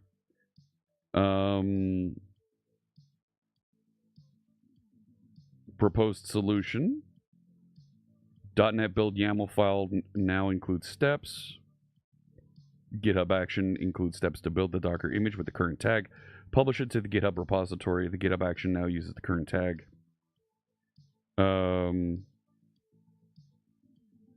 Okay.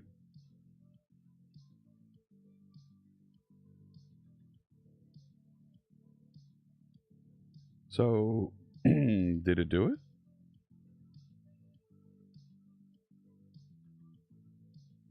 No, it didn't do that.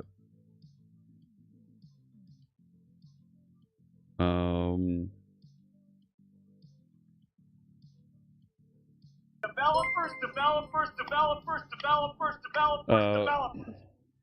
Sounds good. Make those changes.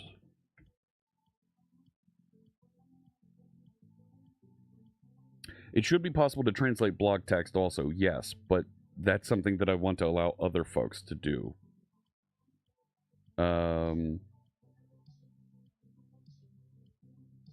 Yeah. Whatever.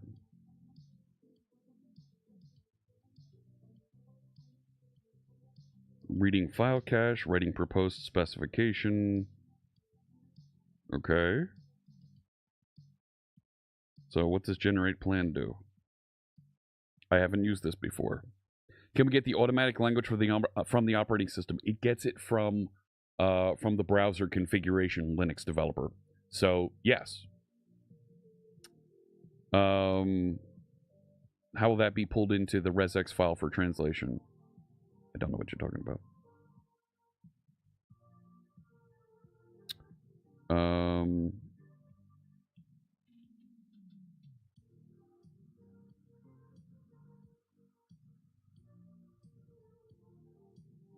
Is this a Devon wrapper? No. No. Create a Docker file for the SharpSite web applications. Use the MCR Microsoft.com.net base image. Copy the published output from the build stage. Set the entry point to .NET SharpSite web. Add a step to log into the GitHub registry. Add a step to build the Docker image. Add a step to push the Docker image to the GitHub container registry. Sounds pretty good. Show me that Docker container.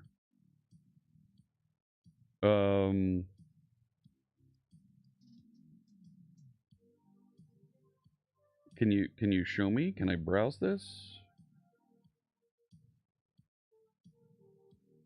Sure. Let's see what that looks like. These are uncommitted changes here. So here's the Docker file that it's writing. It's copying in Postgres at this point, and the service defaults. That's fine. .NET restore on SharpSite web. Copy the contents in. Run .NET build on a release version. Publish it. Yep. Copy the published output from the build stage. Yep. Updating .NET build. So after build, log into the GitHub container registry, build the Docker image, push the Docker image.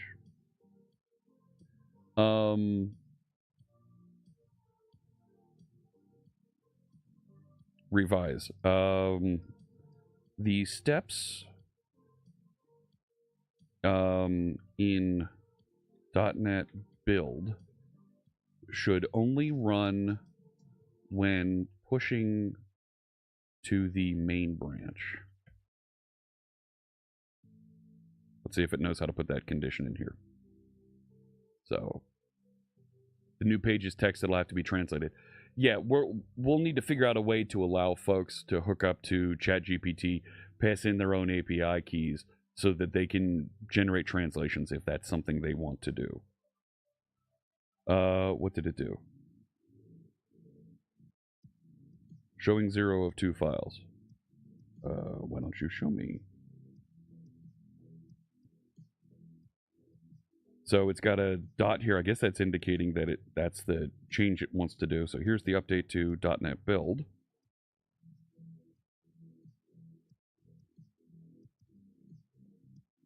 Where did it go?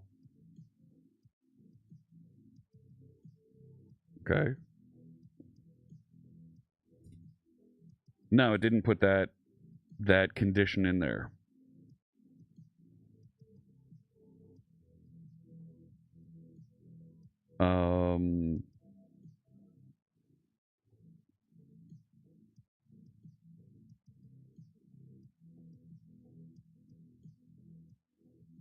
update that. See if that does it. It does have significant issues. No, that didn't put that case in there. Right. On push to branches main, on pull request to any branch. So what I want it to do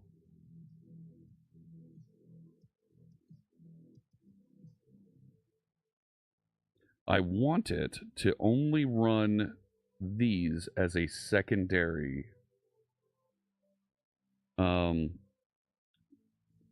the steps in the GitHub action should be executed as a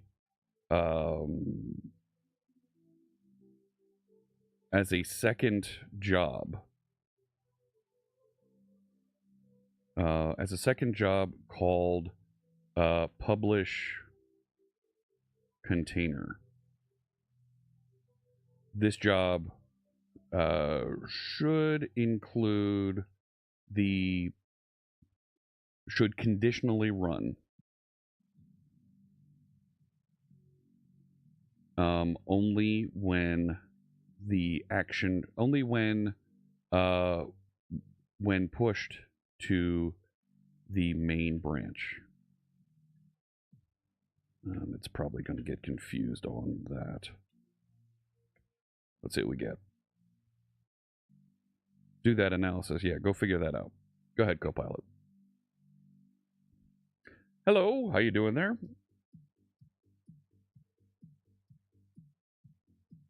So add a new job called publish container. There it is right there. There we go. Runs on Ubuntu latest, needs the build step if where the GitHub ref is to heads main. That's what I was looking for. Check out setup.net, log into the container registry, build the Docker image, push the Docker image. That feels right to me.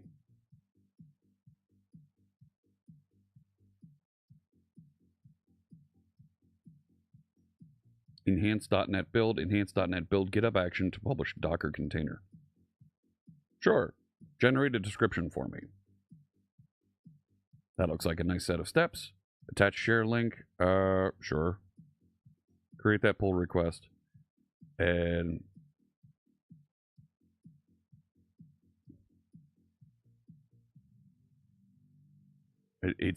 why don't you just give me a button to do this?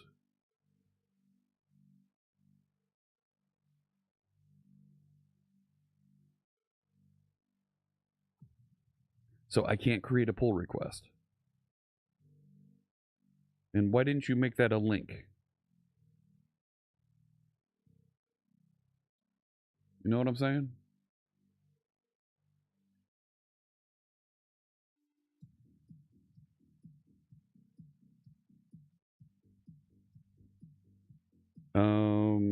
Allow OAuth about, yeah.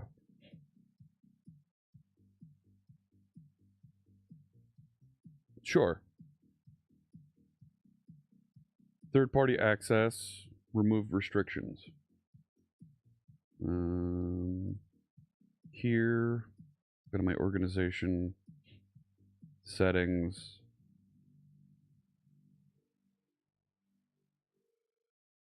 Was it OAuth app policy? Really, I got to do this again.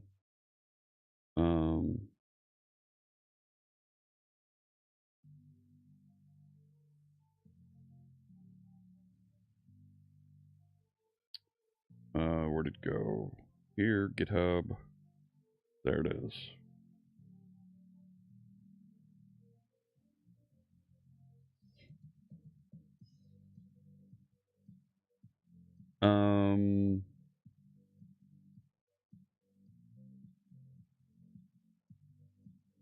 So how do I don't know what some of these things are, but okay, sure. Yeah, how do we enable this app? How do we enable Copilot Workspace?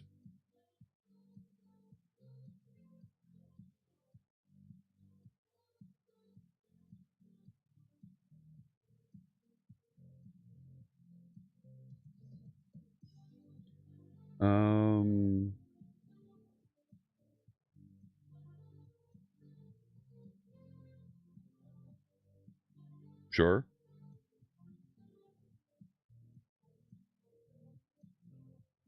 Oh. No.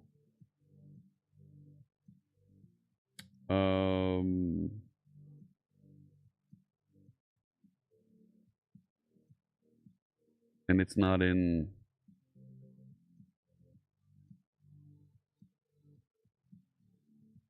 Yeah, I'd have to remove all restrictions. That feels weird.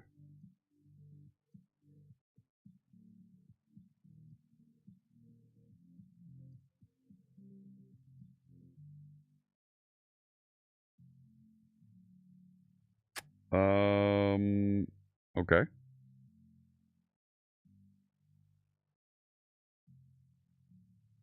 I'm going to be doing that on Monday. Well, that's really frustrating.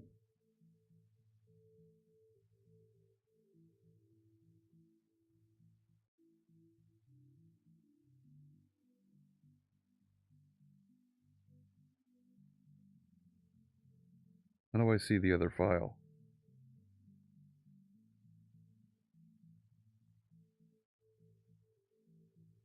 Like, great, showing one of two files. How do I see the other file?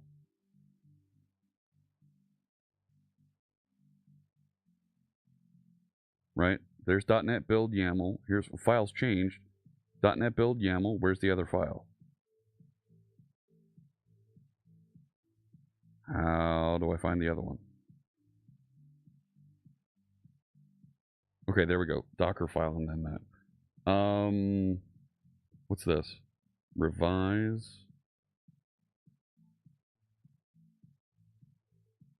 Like, do I have to copy these in myself and create the pull request? Okay, sure. Open in Visual Studio Code. Sure. Sure, go ahead. Go ahead, sign me in. Yep, that's me. That's fine. Now what?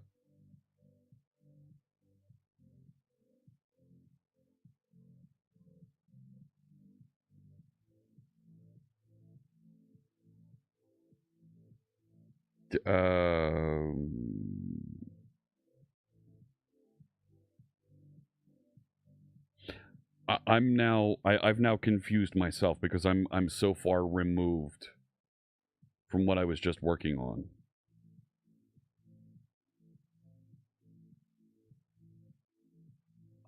I'm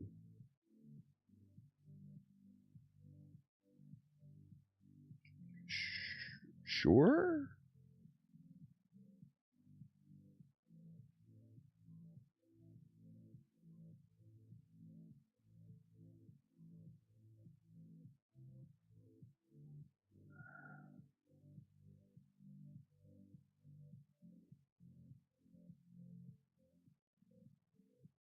Plan, no.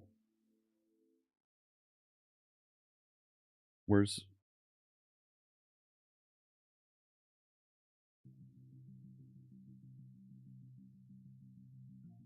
I'm really confused what this is doing now.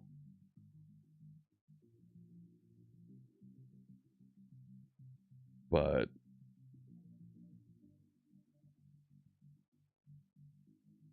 I guess I can't implement that. I mean,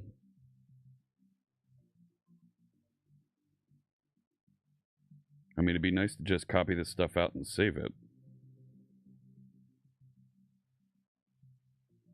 Right? Then we can explore it, talk about it more later.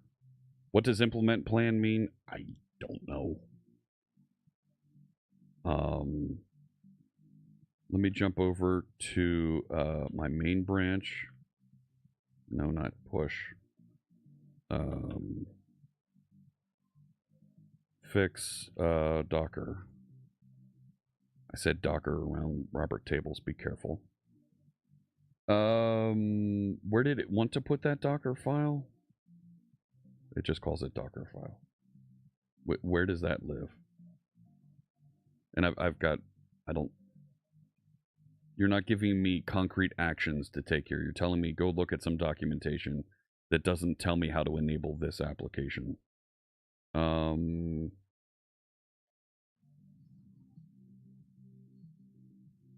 guess this lives at the root.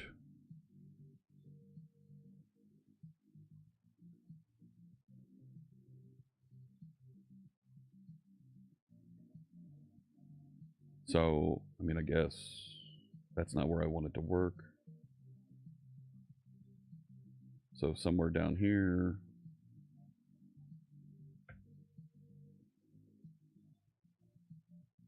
Can I copy everything? No, you're not going to let me copy.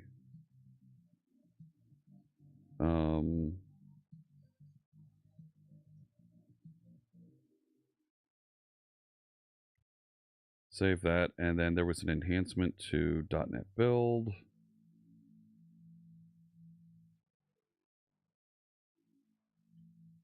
That includes that publish container.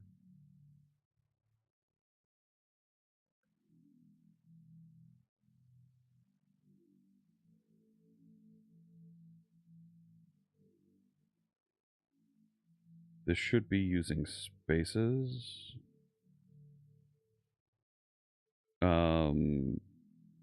It didn't pick up.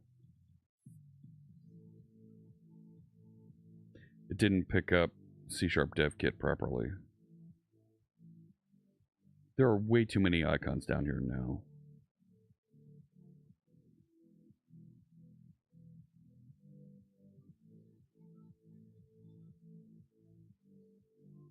Way too many icons. It's just confusing as hell now.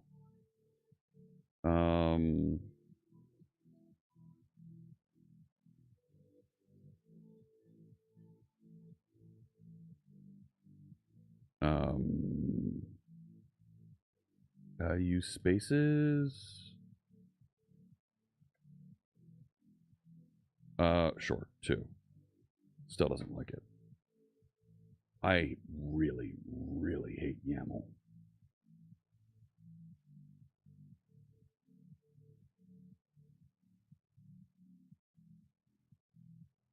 Why don't you like that?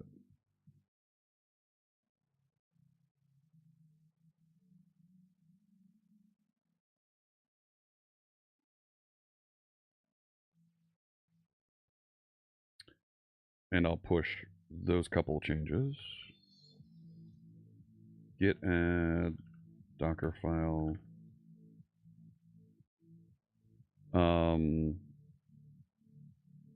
Changes suggested by Copilot.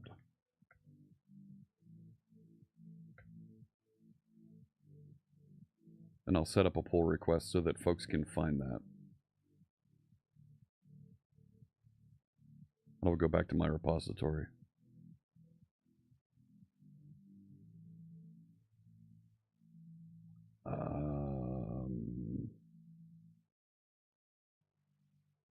Yep, I know.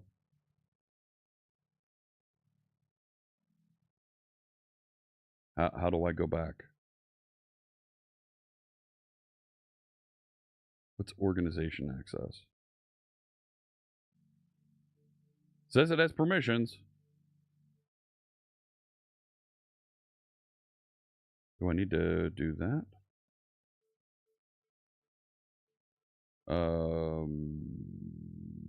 No.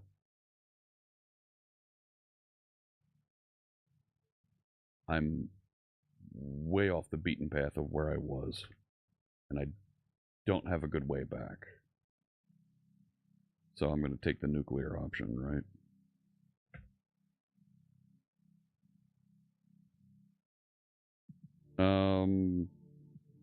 That's not what it's doing. Introduce steps to build a Docker container for the web application.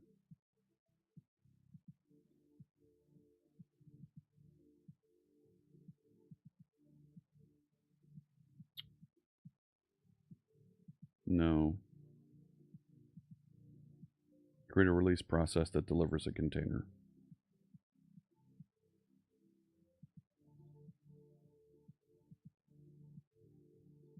There it is. So folks can discover and take a look at that. Is there a design reason why I'm spending so much time with the translations? Because if we put the translations into place as we're building it, it doesn't become a big bang that we have to go do later. It becomes something that we step through and add slowly to the application. You're choosing a course at your university right now and you have a choice of Java or C#. You already know some C and you hate web dev. I use Mac OS. What should I choose? C#. You're asking a guy named C# Fritz. Use C#. Period. End of story. C#'s built, maintained by the folks at Microsoft, has a fantastic support cycle, constantly being innovated on as a language, as a runtime. You're on a Mac, that's fine. You can build and work with Mac applications, console applications, services, all on a Mac with .NET. That's not an issue. .NET is completely open source and cross-platform. So Java is kind of stagnated by the folks at Oracle. And it's been pretty much handed over to the Java Foundation, where they're trying to pick up and move things faster, and it's slowly happening for them. What about cross-platform apps? What about them? What? You can use .NET MAUI to build applications that work on Mac OS, Windows, iOS, and Android. Run natively, graphical native applications if you'd like. You can build console applications. You can build background services. You can build web applications. What else do you need? You can work with Unity and build games that work on a series of different frameworks, a series of different operating systems. So, .NET 8, .NET 9 all work great on Mac OS. I'm programming with .NET here on Linux. Right? Let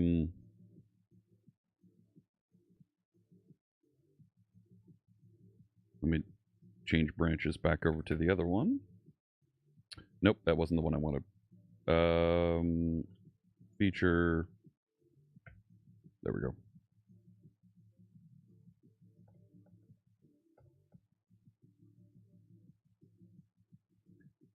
No, I want to go back up here and go rerun the application. Come on now. Duplicate resource name is not allowed. Yeah, we got an issue.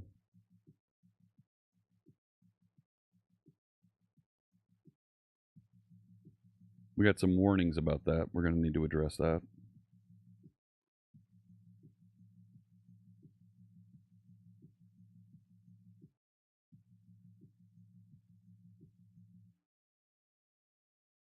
It's the wrong .NET run. But we got duplicate resource names. Oh no, we're all right. Sharpsite installed plugins, no plugins installed. That is in the Italian translation, so let's go fix that real quick.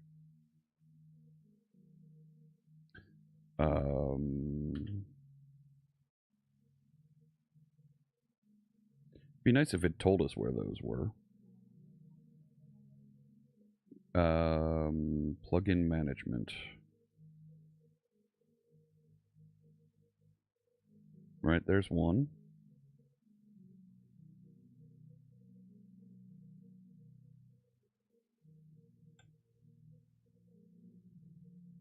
Get rid of that one.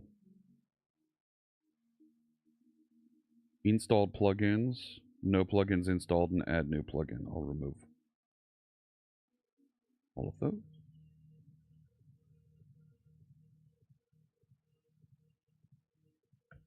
Rerun that and we'll jump into this. You have a base M3 Air? Cool. Good for you. That's great.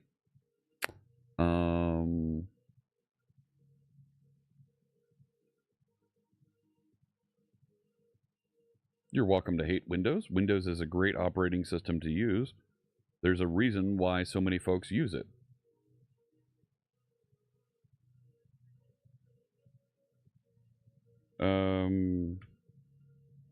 There it is. It says it's running.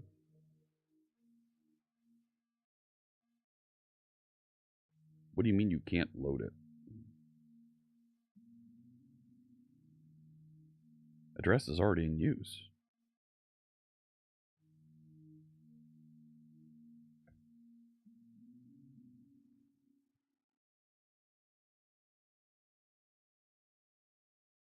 Where's it running?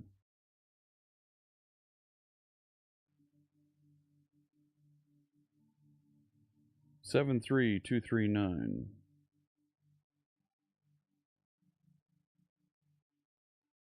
Looks like it just took some time clearing up.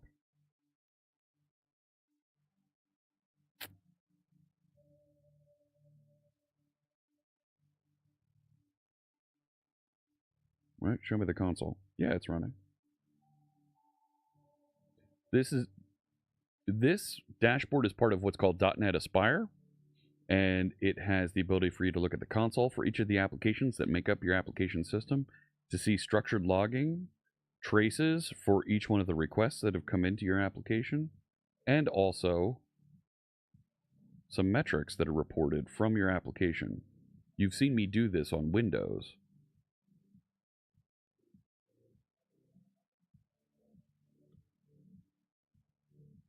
But here it is on Linux, delivering the exact same interaction. So some of this, the user interface needs to be cleaned up, and as we develop a theme, a default theme for this, that'll come in and get updated. Let's try adding the plugin and see if that works, because this was a bit of an issue. Sharpsight.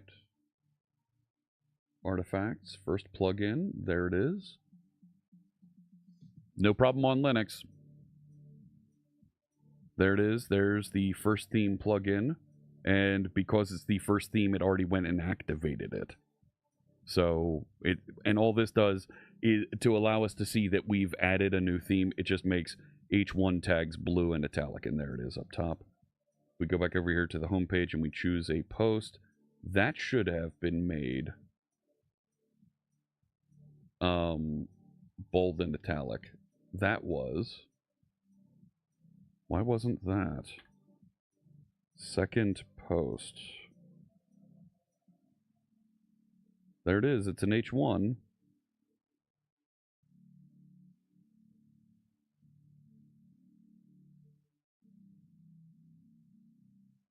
It didn't include the theme.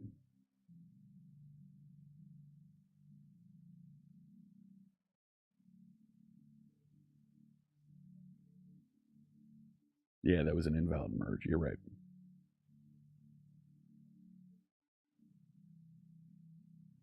It's a little bit more than a debugger. A little bit more than that. Sure, let's check to make sure that the theme is selected.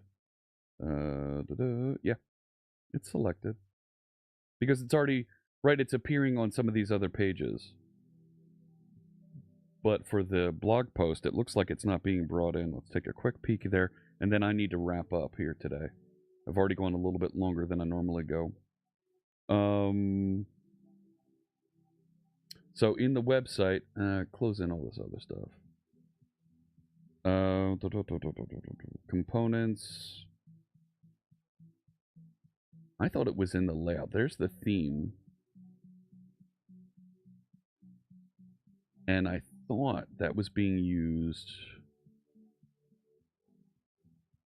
Head content, theme. Oh, you know what? There's head content now in the display page.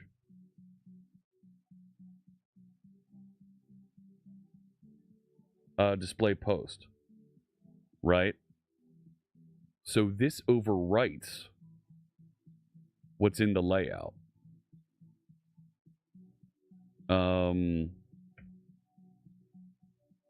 I don't think this is the right place for this, but That's not going to reload.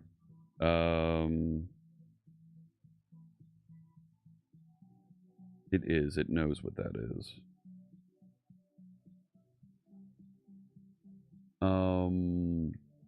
Do I have to say?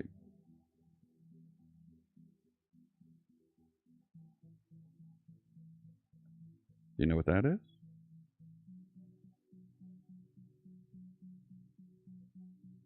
Go ahead, try fixing that with Copilot. Go ahead, Copilot. Tell me what you need. Yeah? Sure.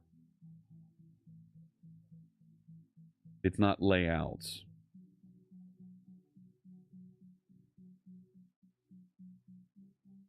Still doesn't know what that is. Oh, now it does. Okay. So now go back up here. Let's restart this, John. Make sure that works and we'll go here. Yeah, sorry about that, VVG. Yeah. The site's still running. That's it, right there. 84302. 84302. Yeah, now it's cleared up. Rerun that. Let's take a quick look.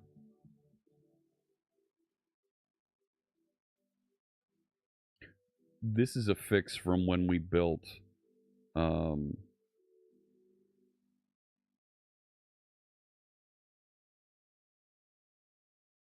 when we added those headers. Really? You're not going to... Come here. No.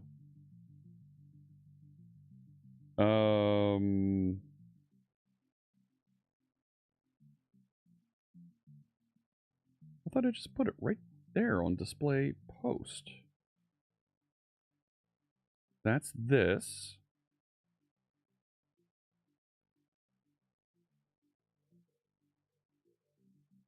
I'm going to open this as a bug.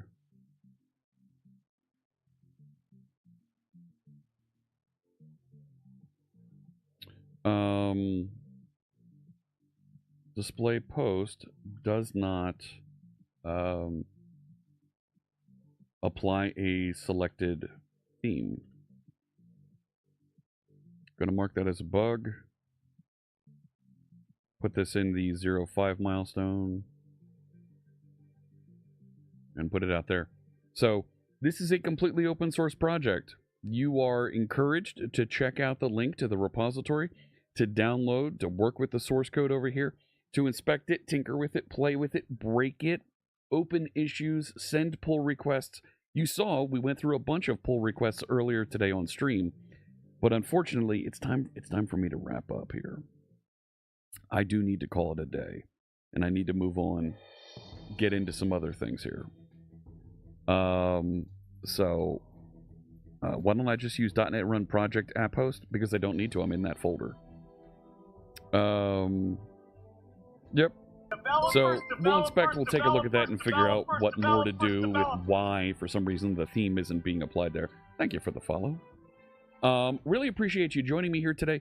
Of course, I'm going to be broadcasting. I'll broadcast on Monday for a little bit, and we'll do our annual holiday reading by a nice warm fire. I every year in my last stream before the Christmas holiday, I read "'Twas the Night Before Christmas" and "'Twas the Night Before Die Hard." You're welcome to join us on Monday for that. I'll be taking off for the holiday, and we'll see when I pick back up later in the week.